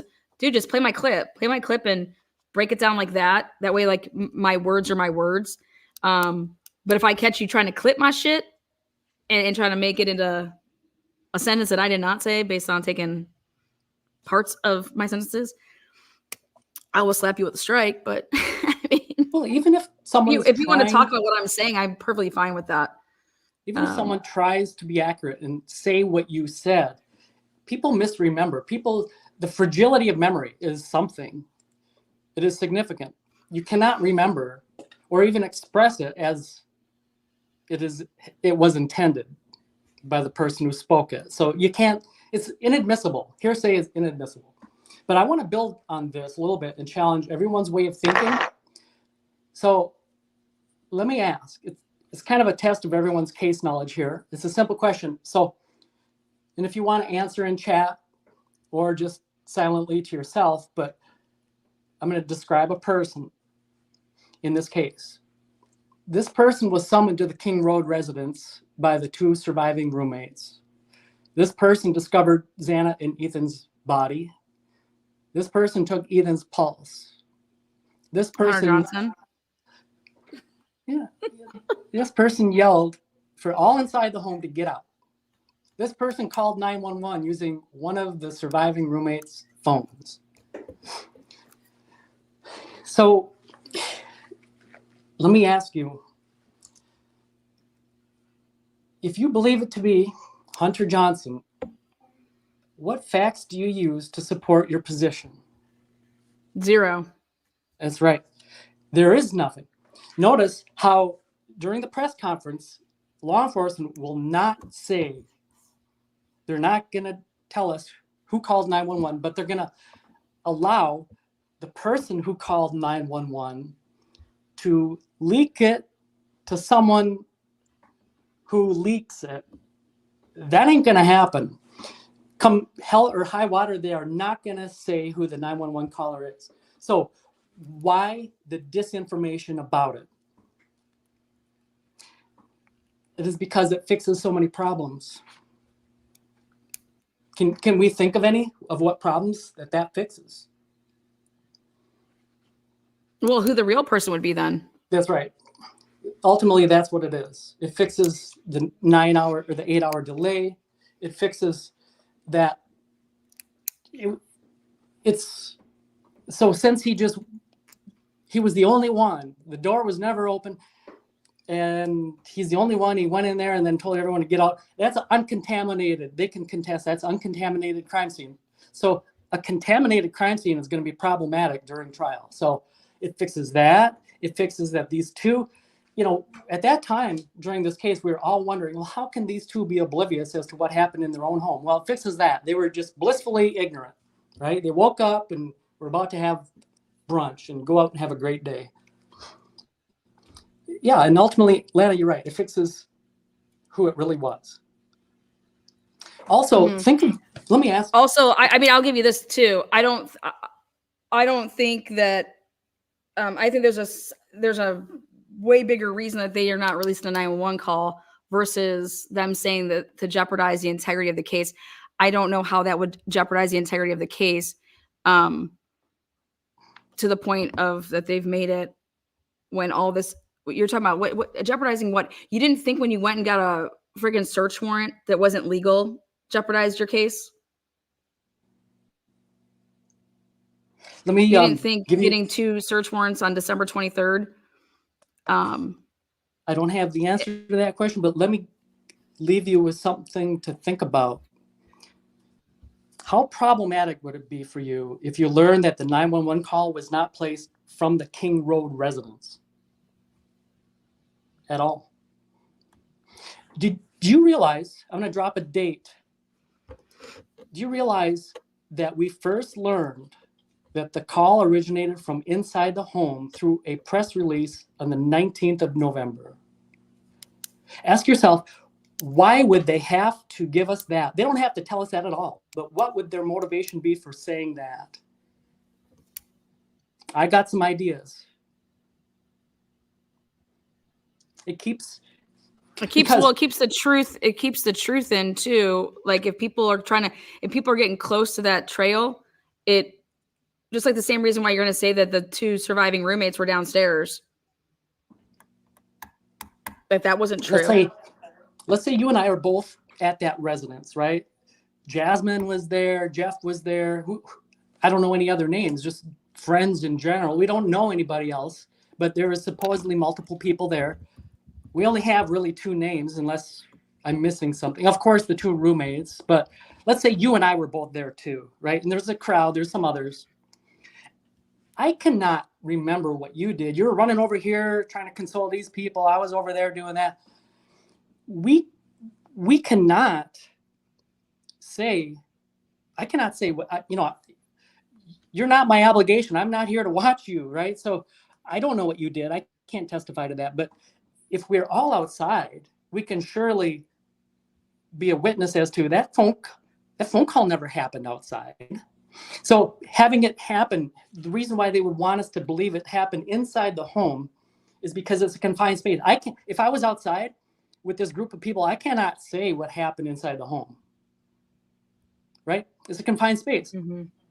It's a perfect place to say that the 911 call originated from, because people like Jeff and Jasmine, they cannot testify and say, no, it did not. They can remain clueless too. They cannot dispute that allegation, that supposed fact. Yeah, I got something for you. So long story short, I never believed it was Hunter Johnson. And I don't think it happened inside the home. Of course, now that everyone has come to believe that, I cannot shake that from anyone's mind, right? That becomes a truth within yourself. You built that own truth, and good luck coming away from that. But that is how propaganda works.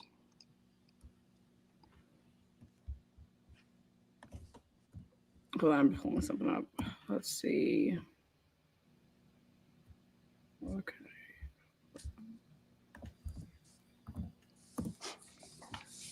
Let's see what date this is. Okay, November 20th. Okay, here. November 19th.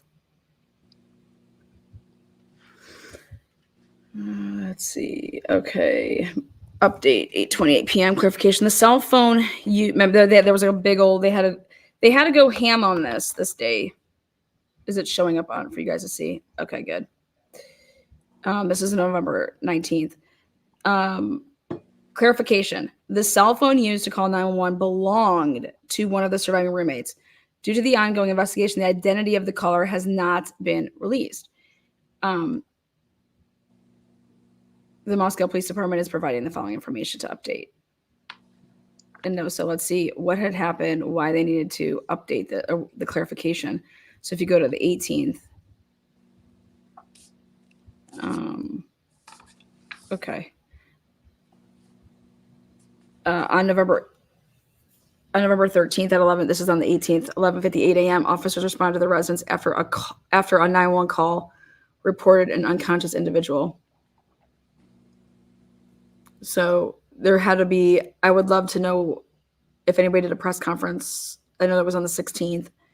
So what would you like to know? Well, no, I'm just saying they felt the need to come out on the 19th and do updated 8:28 p.m. clarification. The cell phone used to call 911. If you think about things, November 20th, they're going to be doing a press conference. So they felt the need to update this at 8:28 because this came out obviously earlier, and the cell phone used to call 911 belonged to one of the surviving roommates. Due to the ongoing investigation, the identity of the caller has not been released. And so this was their updated information. And right here, detectives believe. So the word believe means that it's not determined. So it's just that on November 12th, the two surviving roommates had been out in the Moscow community. And it's awesome that they're writing separately. It's because neither one of them, I believe, saw the other one come when they were at home, but returned home by 1 a.m. The two did not wake up until later on November 13th. Initially, the 911 call made at 11:58 a.m. on November 13th requested aid for an unconscious person. And so what I believe that they're trying to say is that the person that called 911 was calling because of somebody that was unconscious, meaning the person that would be outside the property who passed out due to but then when you actually break it on down, so the call was made from inside the residence though, on one of the roommate's cell phones. And now that's what's interesting to me is that how could they call you? How could I call you to come over if I'm just passing out because I can't believe what I just saw, right? How can then I call you? How could I summons you to come over if I'm one of the surviving roommates, right? And let's say that I just, oh my God, I just see Ethan and Xana and I just like black out because I can't believe what I just saw, right? If I'm blacked out or pass out or become unconscious, right? How do I call you to summons you to come over? That's what I said back then. Well, yeah, because you can't call somebody if I'm how are you already coming over to my house? That means I would have had to call you to come over to my house prior to me ever seeing anything. So why am I truly summoning you over to my house? Okay. Do you get what I'm saying? Well, I might be confused about what you're saying. Back then is one thing, but do you still believe that? Because the passed out narrative, I've done a deep dive into that. I'm saying this is, for me, this is what I'm saying. If I wake up in the morning and I live on the second floor, that's where I would be using the bathroom on the second floor. Versus if I live on the first floor, when I wake up in the morning, I have a bathroom on that floor. So what I told people it would be normal for me to get up in the morning if I had no reason to go up on the second floor because I wasn't going to be using the kitchen. I could wake up in the morning on my first level where Bethany is, go shower, brush my teeth, do my hair, whatever. And then if I'm going to go out and meet people for let's say brunch, okay, I could then leave and somebody picked me up and we went to brunch. Or I have no reason to go upstairs if I'm Bethany. Okay. Unless I'm the only thing, because I have my bathroom down there. Unless I'm going upstairs to do something in the kitchen or to speak to one of my roommates. Okay. But this day and age, we all use our cell phones. Okay. And we text people and we call people because we're lazy and we're in our bed. That's just the way life is. So I could see Bethany never needing to go upstairs, but not the person on the second floor. The person on the second floor, she would be getting up out of her bed from the second floor, and her bathroom is right next to Xana's bedroom. Okay. So in order for me to go to the bathroom, in order for me to brush my teeth, get ready, that's the bathroom that I would be using because that's the bathroom on my floor. So unless I am in my bed and saying, hey, are you guys coming over? Let's go to brunch. So meet me over here or just come on over to the house. Like, when was I summoning you to come over? Because if it would be after I found my roommates who had blood, and then if I pass out due to that, like I can't believe it, what I'm seeing, and I pass out, then I can't physically call and summons anybody over if I'm passed out. Okay. So therefore, you would have to call before you would ever even saw them, which I want to know then, why were they being summoned if I didn't know anything yet, if I didn't see the scene? So that time's going to be really important, which they have not put that out there. They have not said when these people were summoned over. That's going to be a very, very important part of this case.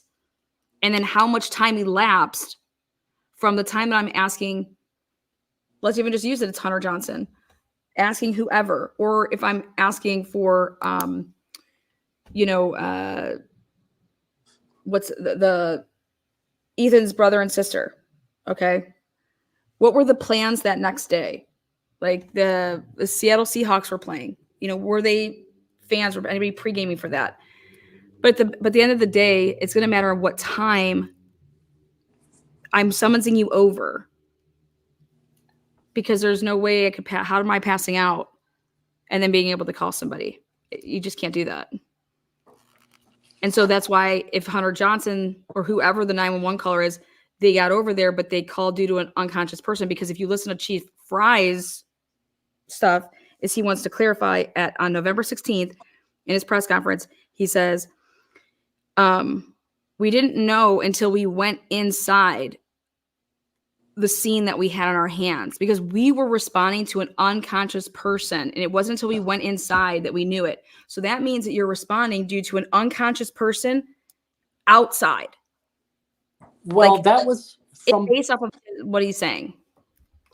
From November 13th up to November 20th. That's what we all assumed. We put that together. The call. No, he specifically said that. I'll play that part for you. He specifically said that. He did not say one of the roommates were the unconscious. No. He said no. But he said they initially went to that house because of an unconscious person, and it wasn't until we went inside. And it said after we went there to give caregiving. Caregiving is the word that he used, and it wasn't until after we then went inside did we know about the scene. I understand that, but let me just share with you what I have here as far as the passed out narrative. So on the 20th of November, the City of Moscow Police Department Facebook page, and I'll just read it. Detectives are realizing that on the morning of November 13th, the surviving roommates summoned friends to the residence because they believed one of the second floor victims had passed out and was not waking up. At 11:58 a.m., a 911 call requested aid for an unconscious person. The call originated from inside the residence, from one of the surviving roommates' cell phones. Multiple people talked with the 911 dispatcher before a Moscow police officer arrived at the location. Officers entered the residence and found 4 victims on the second and third floors. That's from the PCA, right? That's from the Facebook page on November 20th. Yeah, November 20th. That was after they had this whole clarification thing, right? Yeah. Okay. And so what I'm trying to say is I don't believe any of that shit, because I believe they fucked up when they kind of told us what they told us, and then they had to kind of change what they said, if that makes sense. Like the same thing with when Bill Thompson wants to say there was a that none of the that there wasn't a target. Remember when that had to be clarified too? Yeah. When the police had to say, how would your prosecutor and be saying something and then people say, oh wait, we're going to come back out here because Bill Thompson has it wrong, basically. Bill Thompson was out there day one. He was working like this with the investigators, like this. So how would Bill Thompson be saying something and then the police need to come out and write that we need to get this clarified up when it said, and they came out and did this and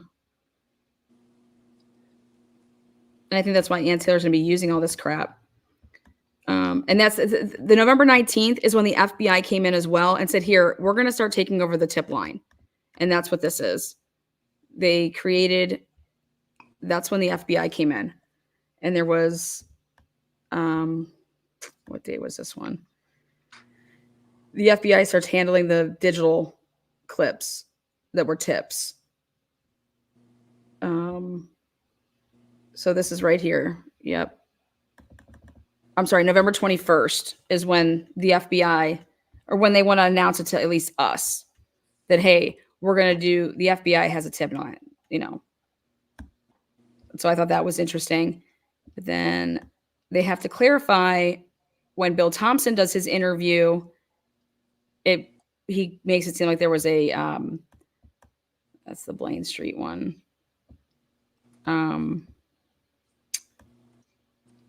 It should be after, it was like November 30th, I think. It's after he did his stupid interview. Let's move to this. November 25th. This would be the day after. So let's go.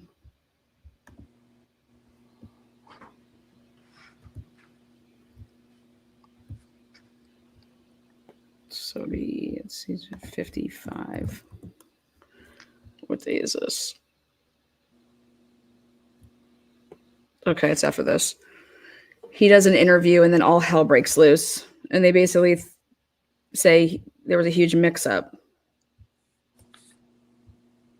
I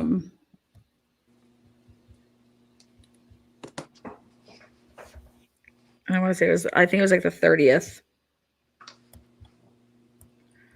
Here we go.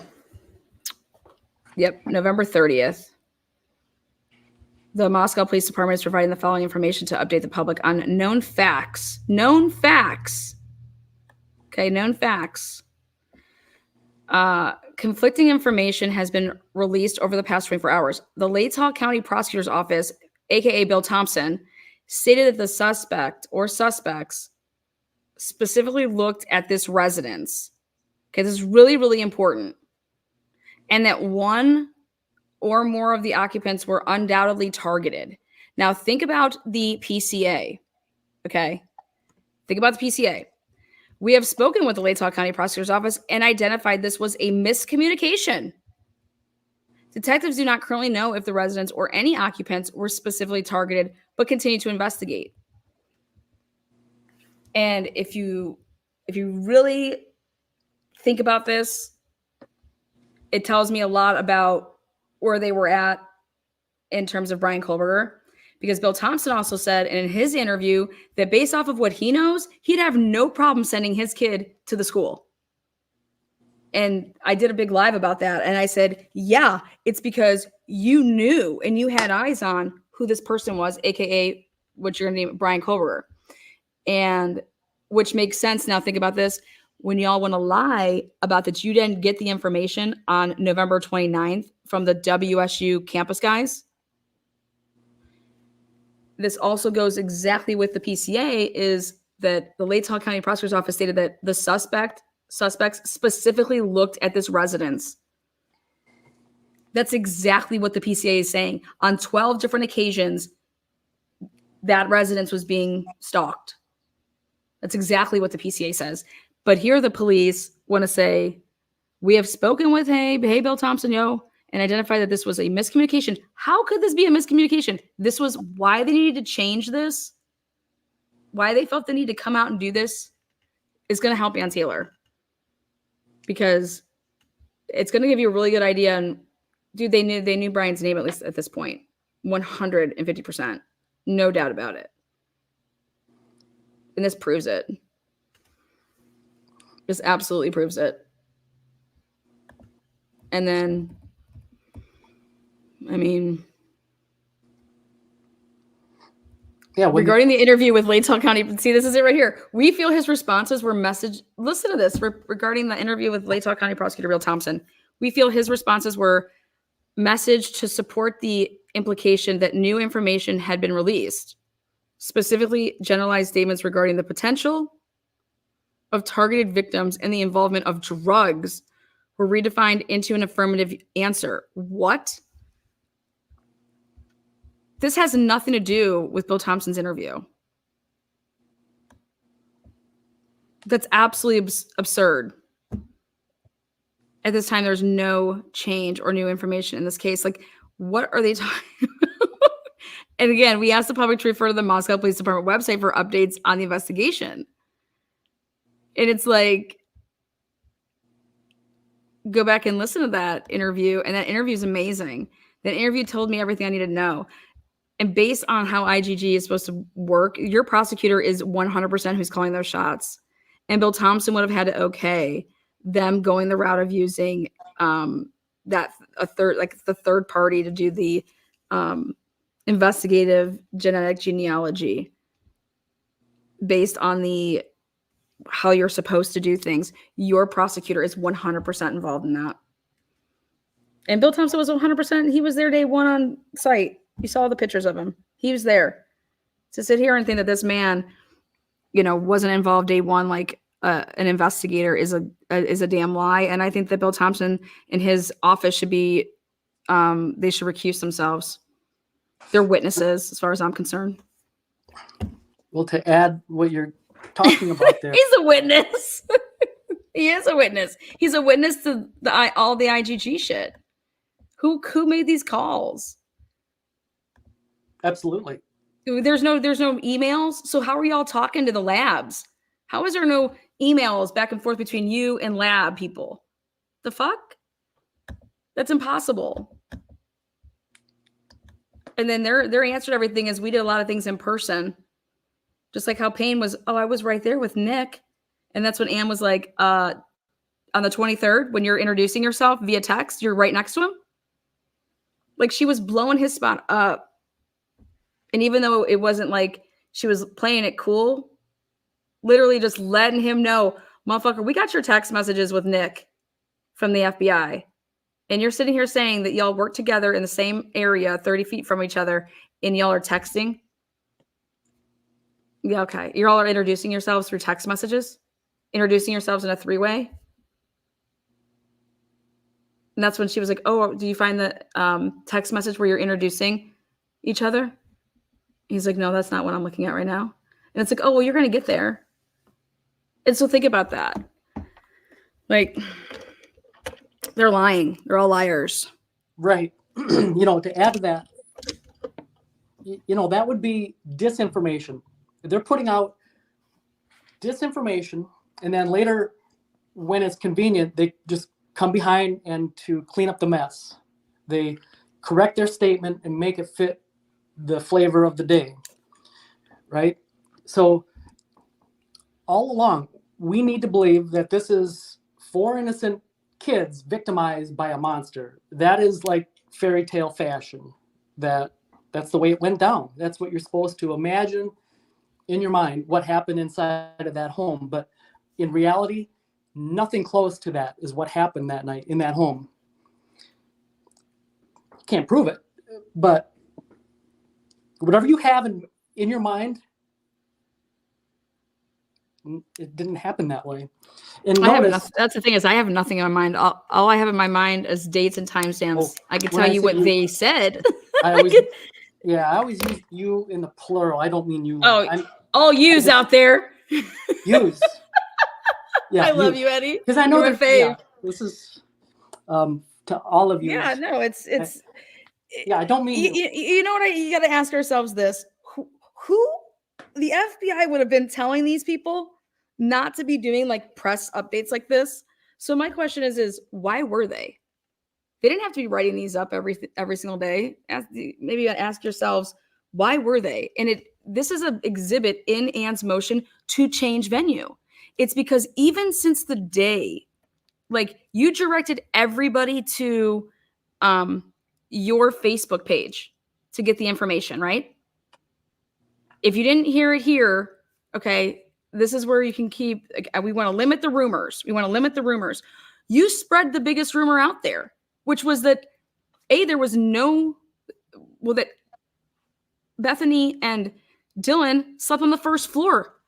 You put that out there. You know who came out there and said, you know what? I don't care. I know that I'm right. I'm going to go out there and put this out there. I know for a fact Dylan's bedroom is on the second floor. So let's talk about that. And that's, what does it come out? Yeah, Dylan was on the second floor. So you weren't putting out facts. Yeah, and again, this is where you got to come for facts. For the storybook fashion, it works better if everyone that remained unattacked, safe, was downstairs in an area that is secluded, so it explains that for their story. Absolutely. They realized they couldn't get away with that, so they had to build it differently. And then they switched it up. And I'm telling you, in the beginning, I have all the updates. Ethan and Xana were only at Sigma Chi from 8 to 9. And then it became that they were there from 9 to 1:45. So, but if we look at the language, detectives believe the two surviving roommates had also been out in the Moscow community separately, but returned home at 1 a.m. They believe that. Okay, guess who's saying that? Like, you didn't determine that, because you can't determine it. You know why? Because nobody can corroborate the other person's statements. Bethany's saying, I got home at 1. Dylan's saying she got home at 1, right? This is where I think there's a huge problem. Is that what would Bethany have? How does Bethany have exculpatory evidence from what she saw, heard, all these things? And it clearly goes against Dylan, because the PCA went with Dylan, but yet you had two people that were allegedly home. And I think one of those things is going to be, I don't think that those two, they both can't say that they saw each other before bed. That's what I think. Because this would have been determined. Like, these girls must have said something different, because if you can't determine that these two girls were home, maybe they were out separately, but both of them returned home at 1 a.m. They both got home at 1 a.m. at the same time, but they were out separately. You know, just like they said, oh, Ethan and Xana and Maddie and Kaylee all returned at 1:45. Well, we find out, no, they didn't, because Kaylee and Maddie didn't return until 1:56. So what time did Ethan and Xana truly return home? So this is what they're saying on this day, this would have been the 30th. On November 13th, the surviving roommates summoned friends to the residence because they believed and this is what I'm trying to say, had passed out and was not waking up. The time of this is going to be, like, what time that happened. Before 11:58, when that 911 call. And if you listen to how Fry goes on to explain truly how that occurred, is completely different. Is absolutely completely different. Because if that is true, then why wouldn't the medic be dispatched? Why wouldn't medic 1 be dispatched? I think they were unconscious. Well, there's no talk about medic 1 being dispatched. There was an interview with the fire chief. I have it written down. I can look for it real quick if you want. Let's hope that medic was dispatched, because we'll find that out. Multiple people talked with the 911 dispatcher before Moscow police arrived at that location. Now think about this. Why would multiple people need to be doing anything if just one person's able to make that phone call? And again, none of that makes sense. Do you guys remember when Chief Fry said, we don't even know that answer? We don't even know who was there. So you had people leave the scene. We don't even know who was there. Like when 911 was called, we're okay. Well, where's this Ring camera? Where are the people that were there to be like, here, this is the person that came over, this person, this person, this person. Like, how is Chief Fry saying November 16th and 20th? We don't even know that shit.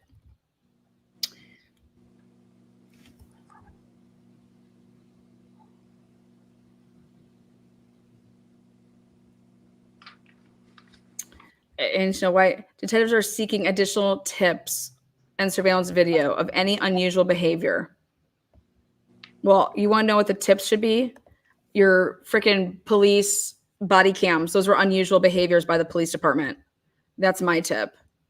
That was the most unusual stops I've ever seen in my life. Your own body cam.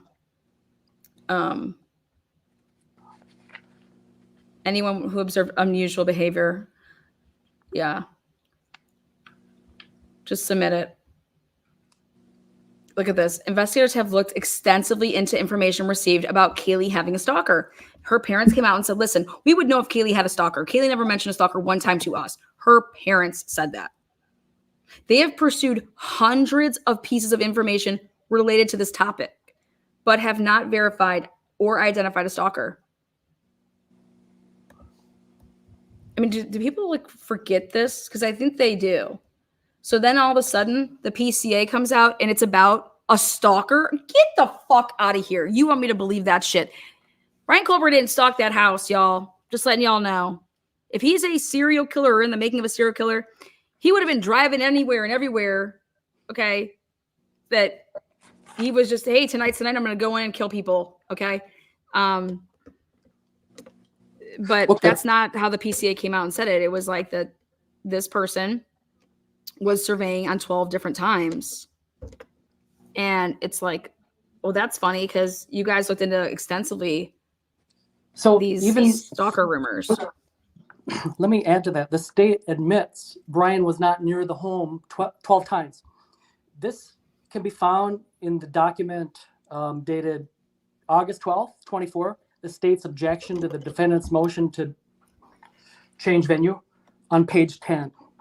Okay, here, I'll pull that up. Page 10? Yes, at the bottom.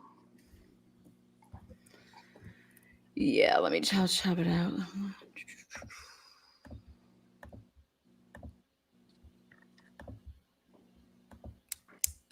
There you go.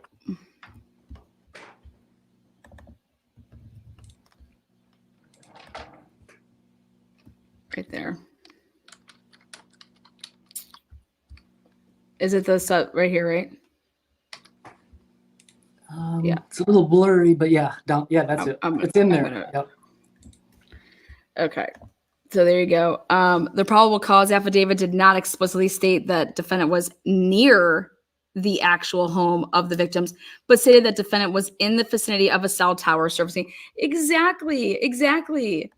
But guess what? Ask that judge, ask that magistrate when she read that if that's what you were implying, and ask the person that was the author of the pain if he was implying that. Because that's exactly what he said. But here they want to come back. And this is why when people try to tell me, Lana, you're looking too closely at the wording of a PCA, this is always going to be my answer. Police officers word PCAs for a reason so that they can obtain what they're trying to get. So no, I'm not looking at the language too carefully, or you're looking way too into that. That's not what, motherfucker, I'm right because this footnote tells me I'm right. So I've heard it from a couple different cops trying to talk like that. And I said, get the fuck out of here. I was like, you knew exactly why this guy filled out the PCA this way is because he's trying to obtain something that he wants. And that's why he did it this way so that he could do exactly this then later and say, well, I didn't specifically say that. You implied it. Go ahead. Sorry, I get so pissed about the PCA because it's all trash.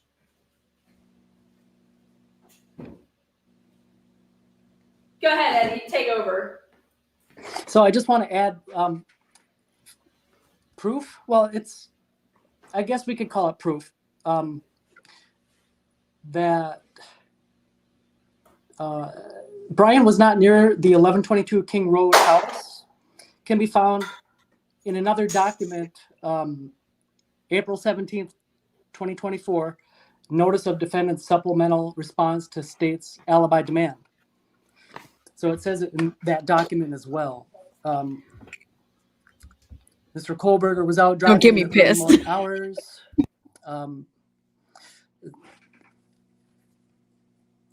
No, it's in the paragraph ahead of that. But Kohlberger's phone showing him in the countryside late at night and in the early morning on several occasions.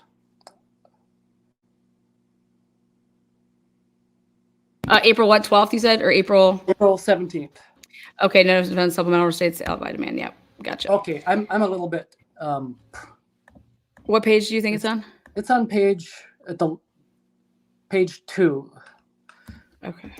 It's after partial corroboration. Yeah. I was reading a little. Okay, here we go. I'll make it as big as I can. All right. Mr. Kohlberger intends to offer testimony. Is that the part you want?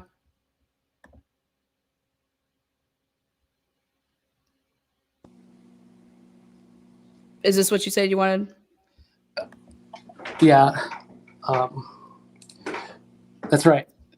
So Mr. Kohlberger intends to offer testimony of Cy-Ray to show that Brian Kohlberger's mobile device was south of Pullman, Washington, and west of Moscow. That Brian Kohlberger's mobile device did not travel east in the early morning hours of November 13, and thus could not be the vehicle captured on the video along the Moscow-Pullman highway near Floyd's cannabis. Additional information as to Mr. Kohlberger's whereabouts as the early morning hours progressed, including additional analysis by Mr. Ray, will be provided once the state provides discovery requested and now subject to an upcoming motion to compel. And this is what people were missing.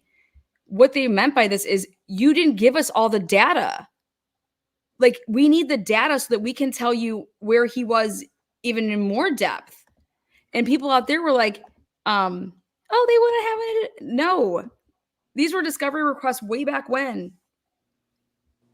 If not disclosed, Mr. Ray's testimony will also reveal that critical exculpatory evidence further corroborating Mr. Kohlberger's alibi was either not preserved or has been withheld. And I think it's all going to come out, guys, that there's stuff that was not preserved. There could have been data that could have been gotten and they didn't go and get it. So now what? And I think whatever photographs or security images the defense has, it's just all grainy, worthless images. For example, the Red Star coffee, if that shows a 2011 to 2013, they're not going to turn that one over because it proves that's going to prove that it wasn't his car. So the defense won't have that one, but any image that just shows like a white sedan in general, the defense will have those. But I believe the defense doesn't have anything that's useful to prove that it's the wrong year, make, and model. Of course, they're not going to turn all, they're not going to have any images of a 2015 Hyundai Elantra in that neighborhood. Yeah. It's a total mess. It's going to be interesting. It's going to be interesting what the jury gets to see. To me, it's going to be very, very interesting to see what evidence is in and what evidence is out. Because, and those are all calls that are made, obviously, before the trial even happens. And those are all so vital. So vital because, for example, the Karen Reed case, I don't know if you guys know that case or whatever, but that jury wasn't allowed to know that there was a federal investigation. Okay? That confused the shit out of the jurors to understand and follow, like, wait, I just assumed there was another grand jury impaneled. Like, they never thought, oh, wow, there's a federal, like, they didn't know where the ARCA guys came from. Okay. Because Bev wouldn't let that in. And after you guys go and see the interview that Turtle Boy just did, I'm going to do it on my channel and read it. But it is imperative to see that what juries can be told and can't be told. And then they're supposed to base their, their decision. And to come to find out when you get to like listen and hear it from a juror standpoint, it was very, very confusing because they didn't know where the ARCA guys came from. But had they known that they were from the FBI due to a other investigation, they said that would have made so much more sense because they thought they were just like two dudes that saw the case and were like, hey, we want to do, and they just did like their own little thing about it. And I was just like, wow. Like, and it makes perfect sense. Like, how are these jurors supposed to know that? And they said it would have totally changed their opinion on the ARCA guys because they would have had way more of an, oh God, this is why they're here. This is what's going on. And it's like that. Maybe that's why Karen Reed went ahead and changed her Facebook profile picture to the letter that the FBI or that the, Attorney General was involved in to say like, dude, holy shit, I couldn't get a fair trial because these jurors couldn't even know about that because there was a motion put in and then the judge said, okay, yeah, we're going to keep that out. So it's kind of like this case, what's going to come in and what's going to stay out. And how they got to Brian Kohlberger is going to come out.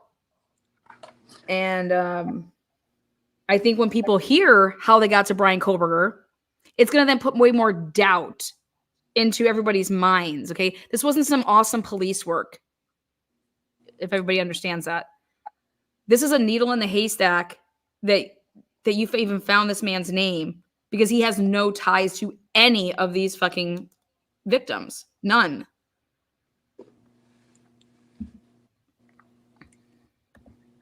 Yeah, a lot of these, you're right. A lot of these guilters, they're just putting on an act. They're just putting us on.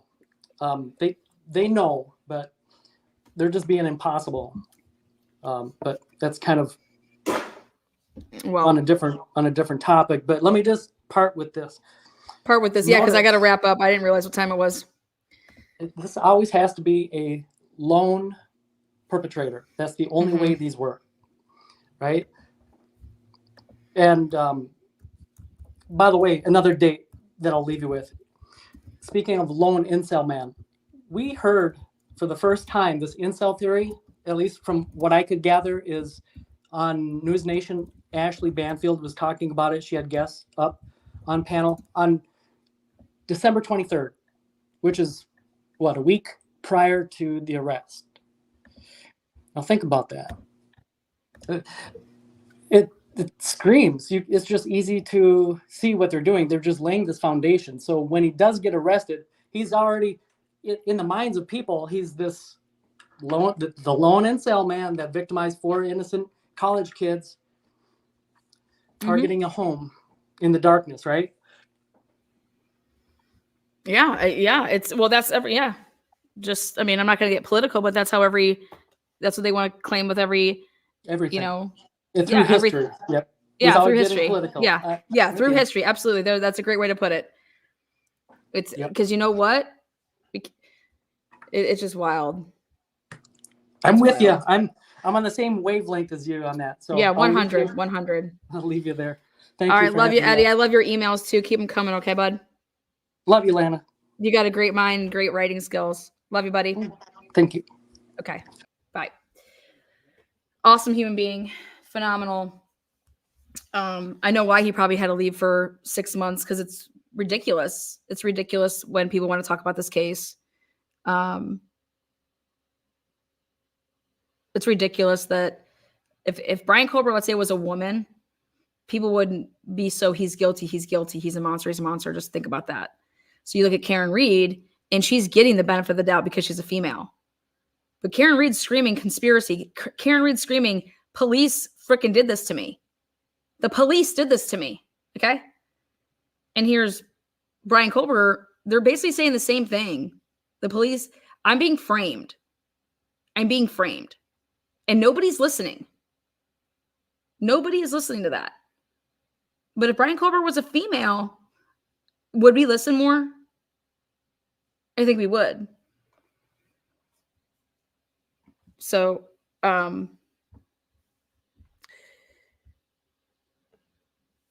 but yeah, there's Eddie. Oh, you're all so kind. Thank you. I have a live scheduled. It was actually supposed to start at 12:30. I think it's for my Shanna Gardner. You guys need to check this case out. You guys want to talk about police corruption? You guys want to talk about prosecutorial misconduct? It's the murder for hire case. Jose Baez is the attorney for Shanna Gardner. All right. The legit fuckerage that just took place a week ago when the hearing was for this bail hearing. Unbelievable. You guys, it's everywhere around us. Police officers and prosecutors literally doing whatever they want. No, not me. I hate everyone equally. Boy, girl, dog, goat, hate you. Let's just give a ring. Everybody that super chatted as well. Awesome comments. But I'm going to start that. We're going to be going live like literally right after this. I'm telling you, come in and join this. I want to show you guys this background of this case. And the lead detective, his first murder case, homicide, was this case, and just lying, making it seem like bank records are from 2022 when their bank records from 2021, purposely covering up dates. I mean, then the prosecutor's getting up there and backing, like double downing. I mean, it's insanity. It's Shanna Gardner. It's the Jared Bridegan murder for hire out of Jacksonville Beach. I'm telling you, if this case even makes it to trial, but come on over, check it out. Thank you guys again. Appreciate you. Idaho4 next Friday. I'm going to mark the date here. It's the hearing. Change of venue. Really important for justice. Okay. They all knew about it.